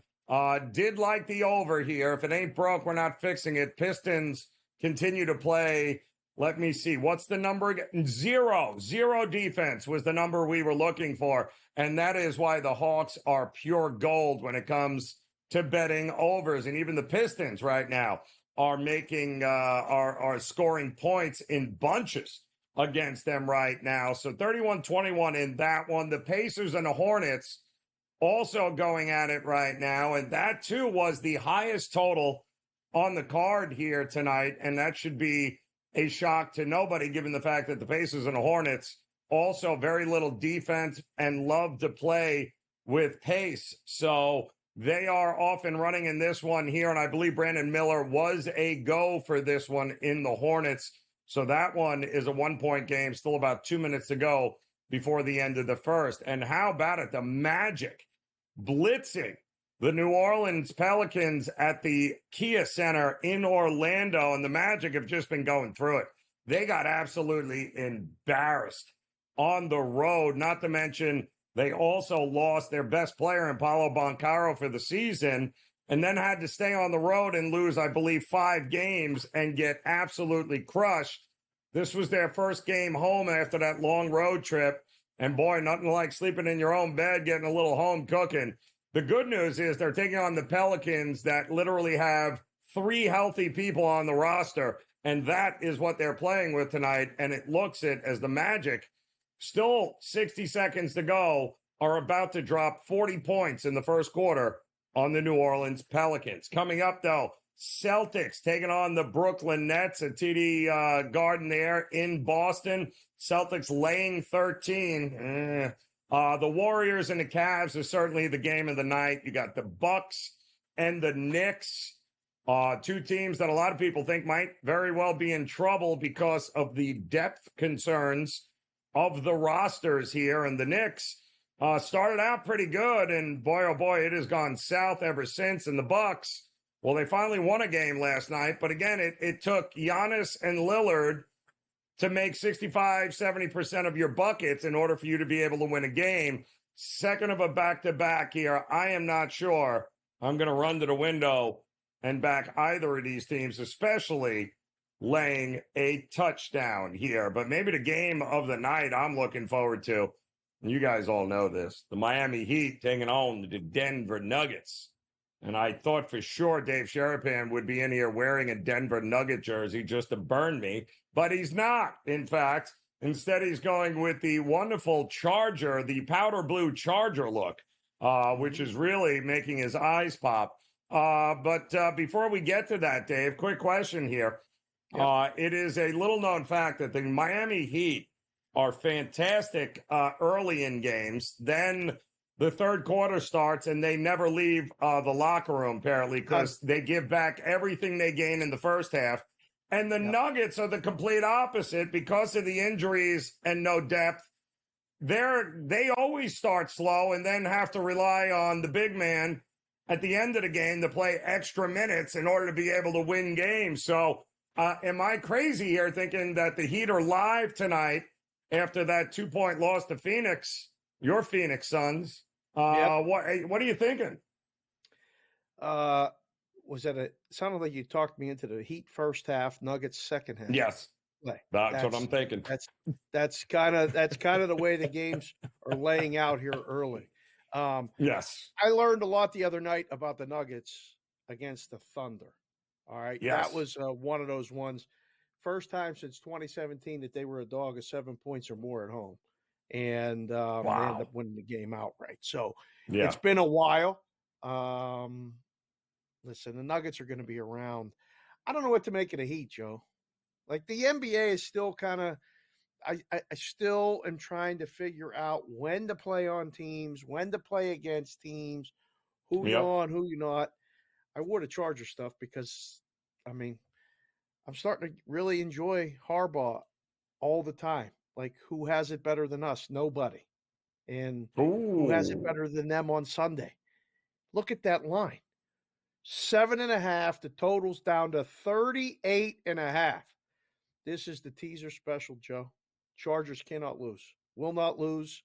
Put them in a money line parlays, tease them down, whatever you got to do. They're going to win the game. I looked at the board and said, oh, you think they could lose this game? Listen. The Titans are live? Just saying, they announced that Will Levis is back, baby. All right? And that is good. I can't even talk myself into it, quite honestly. I'm throwing up as I'm actually saying it. So I want absolutely nothing to do with the Tennessee Titans. I also want absolutely nothing to do with trying to sweat out an over in that game. I do think the Chargers no problem in this game, but we get into 40 points. I just don't know how Tennessee's going to score. I mean, this is a real Charger defense. And the Tennessee Titans I don't think they have what it takes. And we all know the Chargers aren't, Harbaugh's not going to go over there and ask Herbert to throw the ball 50 times. So there's going to be a nice balance, but I don't know that we're getting to 39 points. But I do feel you with the Chargers winning this game rather easily at home here. And where does that leave them for you, Dave? Because the Chargers, everyone seems to keep expecting the wheels to fall off this team. I don't think that's going to happen. I think Herbert's finally healthy, and that's a real defense. So what am I missing? Why does everyone pretend like the Chargers are, playing above their heads right now? it's one of those situations where it's so weird because it's been this way in the book for years. A team gets good or finally meets expectations, and we look to tear them down or bet against them all the time. Yep.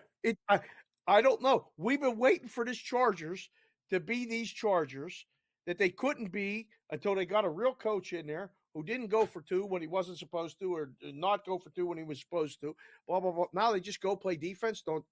Don't turn the ball over and win football games. Now, how do we get to under 38.5? 28-10. That's how we get to under. That's how we get to under 38.5. I think the Chargers, if you haven't used them in a survivor pool and you're still alive in a survivor pool, you'll probably want to use the Chargers. I mean, it's easy to pick against the Panthers until last week when you pick against the Panthers and you use a road team like the Saints and they lose. I don't know, Joe. The Chargers, I think, have a legitimate shot of making the playoffs. Like, really going to be in the conversation to make the playoffs. A team that I don't think is really, I mean, unless they win the rest of their games, is the Jets. Why are the Jets favored this week, Joe, in Arizona? Why again? Why? You know why? Because they're going to win. That's why. Because The they're Jets going are to win. going to win, Joe? Yes. I listen, I know everyone's feeling all happy and gushy because Arizona's won 3 games here, but let's all settle down. That defense is atrocious. And the Bears certainly weren't going to push them to the limits because there's nobody you got to worry about the Bears beating you with. But I do think extra rest here, them finally getting that, that 1,000-pound weight off their back by winning a game. Right. I think that the Jets are more than capable of putting together, not to mention their secondary is finally healthy. They'll have everybody back on the defensive side. I think Arizona, this is now sell high on the Arizona Cardinals after 3 wins here. I think the Jets get it done. And obviously the market, like you said there, somebody's betting the Jets to win this game here. Every week. It ain't you. I know that. That's it. Come on, Aaron Rodgers. Come on. I'll bet in game against them, though. You know that. All right, more with Sharpan when we get back.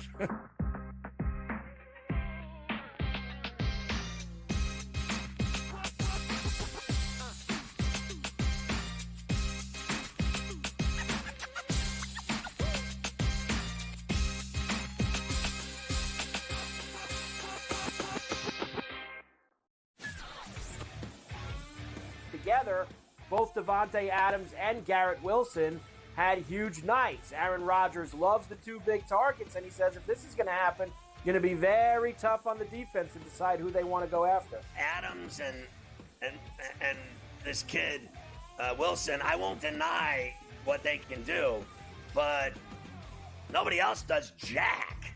Pharrell Coast to Coast, only on SportsGrid. Anyone that's been to a sporting event, the atmosphere before a game, I think GameTime Decisions has that same exact atmosphere. This is our arena.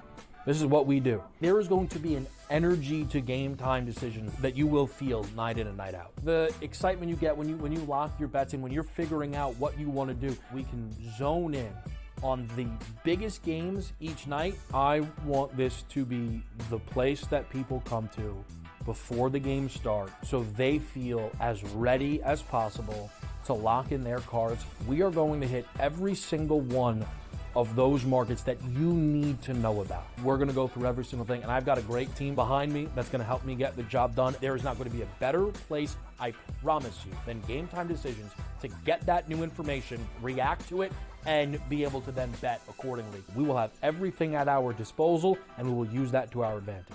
I'm Kevin Walsh. Tune into GameTime Decisions from 6 to 8 p.m. Eastern on SportsGrid. What can you say about Hunter?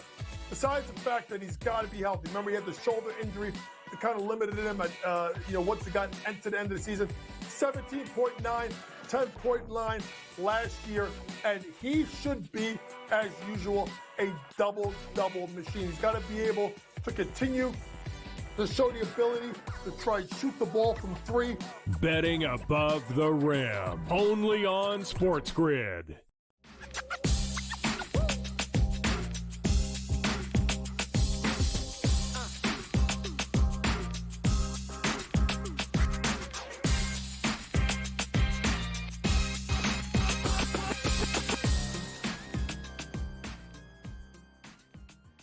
All right, welcome back in Game Time Decisions here on the Sports Grid Network. Joe Raineri alongside Dave Sherapan, who's getting ready to take over with Scotty Wetzel, top of the hour for a little in-game live prime time, and plenty to talk about here tonight. Dave, you've got a full slate of NBA action underway, including the Cleveland Cavaliers, the undefeated Cavs right now, taking on the Golden State Warriors, who refuse to lose, especially on this road trip. And don't forget the Warriors, I believe, tomorrow, Sunday, Dave, they've got OKC on deck, which will be a very interesting game. And right now, the Cavs are blitzing them 10-2 to open that game. Knicks opened an 8-5 lead over the Bucks to start in that one. And I got to tell you, I'm looking forward. It just got underway, but the Mavericks and the Suns feels like it's going to be a fun one, too, there. The new look Mavs, no Derek Lively, I believe, in this one, but I don't know. The Suns look healthier than they've been. Even Bradley Beal's been playing, which is shocker. This feels like it could very well be a shootout. Over. This should Right? be an over. Yeah, this 100% should be an over. Now, the Suns are one of those teams you were talking about, the way that things are shaping up, the patterns. Right. They get out to a lead.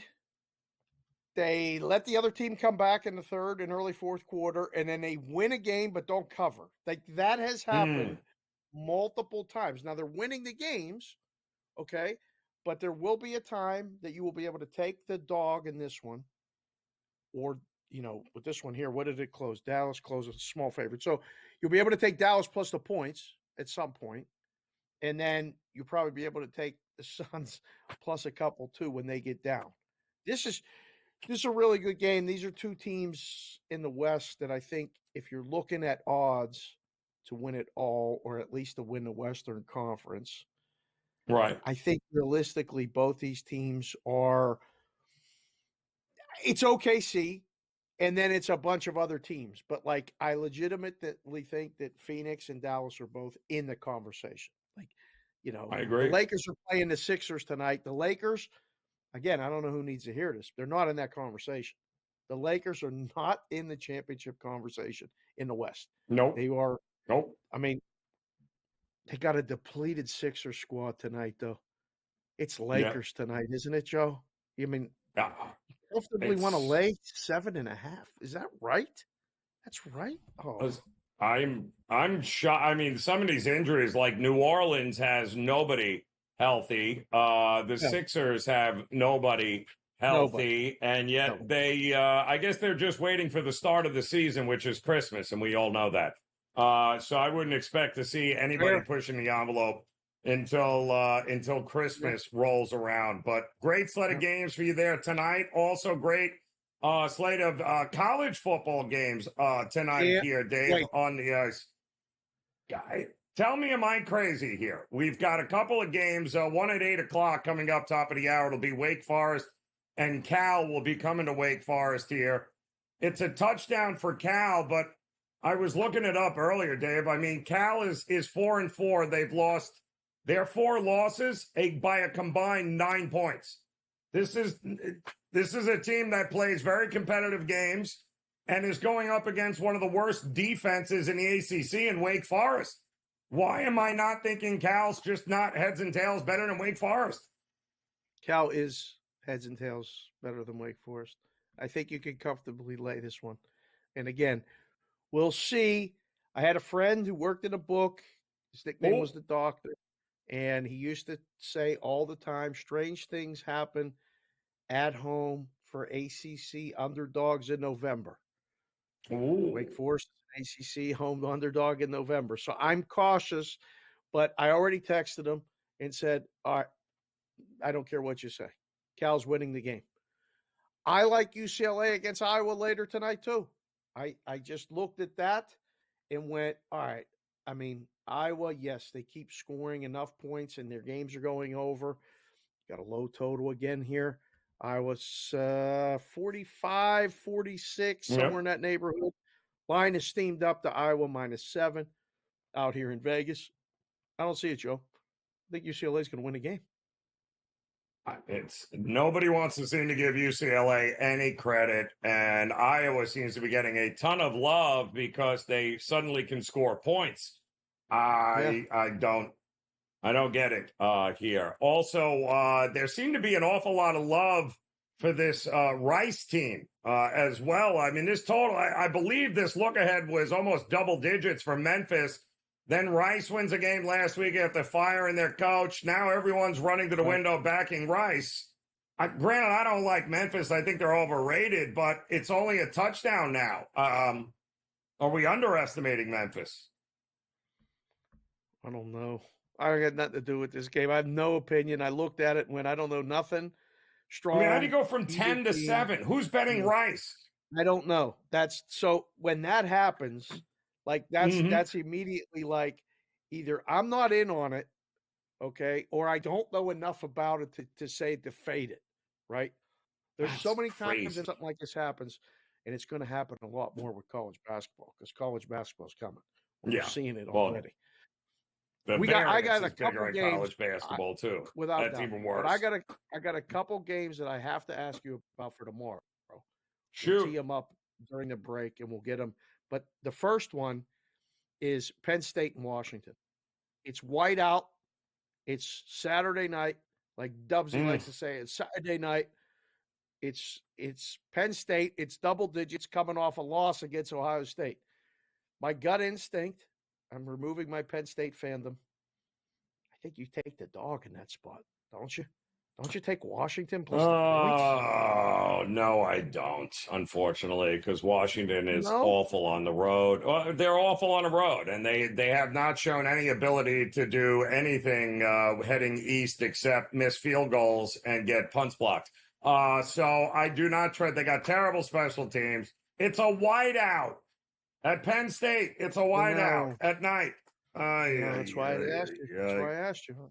I can't. No, it would only have to be Penn State or pass for me because I don't trust Washington. Oklahoma State is a different story. We'll talk about that when Game Time Decisions continues.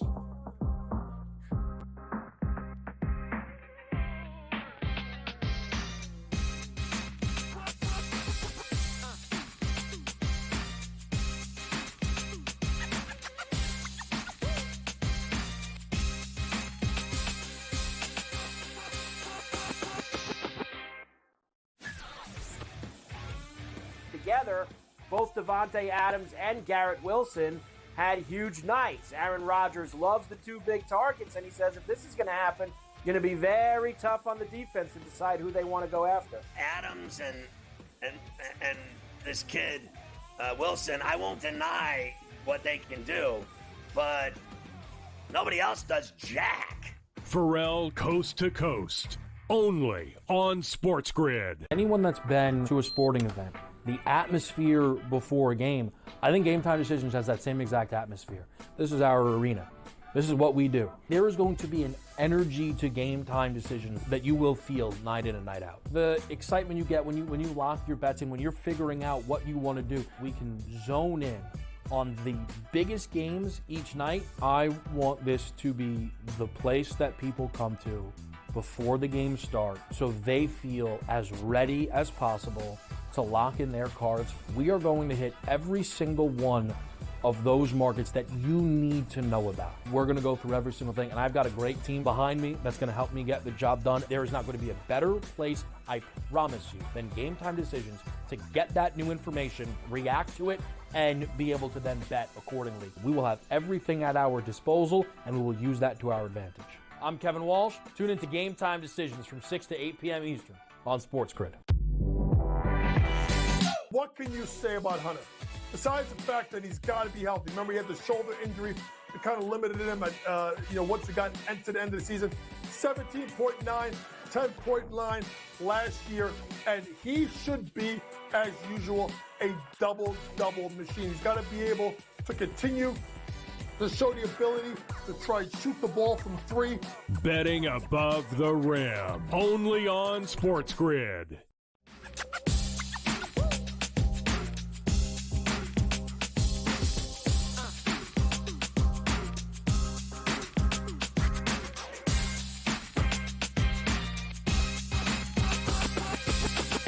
All right, welcome back in Game Time Decisions here as we look to wrap up this edition together. Dave Sherapan in the house. He'll be taking over with Scotty Wetzel in just a couple of minutes for in-game live prime time. And prime time, you got plenty of games coming up here tonight, Dave, but you've got a couple other games you wanted to ask about this weekend in Week 11 of college football. What are you thinking?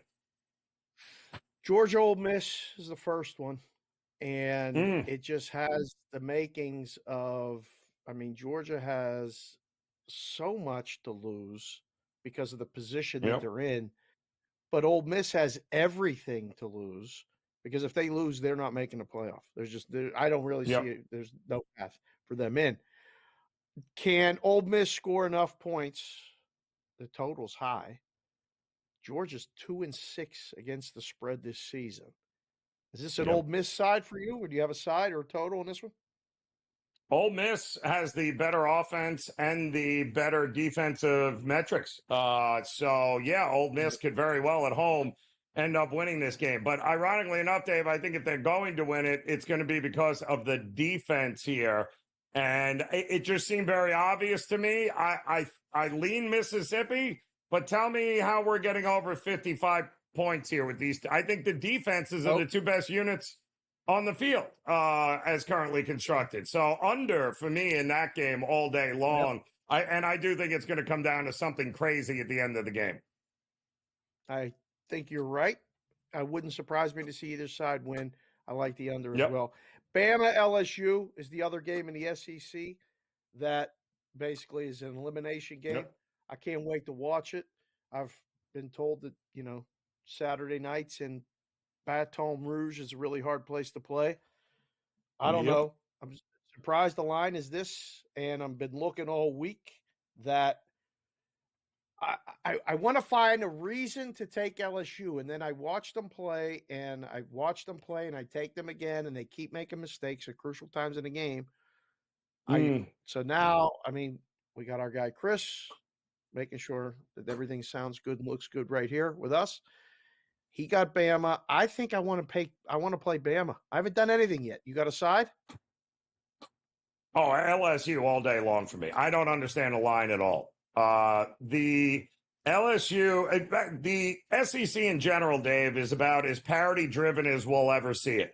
You got a bunch of teams with 2 losses. There isn't a whole lot separating, especially these two teams, both coming off a bye. And I think the big difference is, let's stop pretending Nick Saban's the one coaching Alabama, because he's not.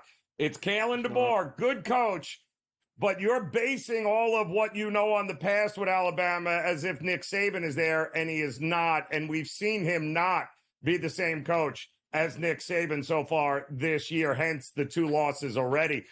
Give me Brian Kelly at home at night in Baton Rouge. There's nothing separating these two teams. There's too much line value on LSU getting points in this spot on a coin flip game not to take them here. Plus, the passing of LSU is what's going to give this Alabama defense the biggest fist. That secondary of Alabama is not good. And I think points can certainly show up here.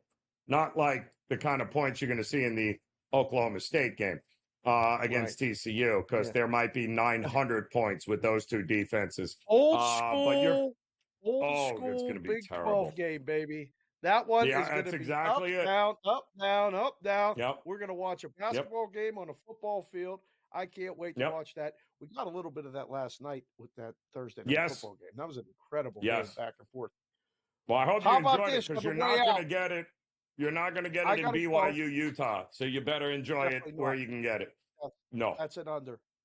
I hope Indiana runs Michigan out the building. Indiana is a huge favorite, double-digit favorite at home against Michigan. 14.5. I can't believe it. I've been looking all week for a reason to take Michigan, Joe. I can't find one. No. Go Hoosiers. No. Go Hoosiers. No? Yeah. Go Hoosiers in the first half as well. Lay it in the first half with Indiana, because they give up. They give up absolutely. They've given up 1 touchdown all year in the first quarter.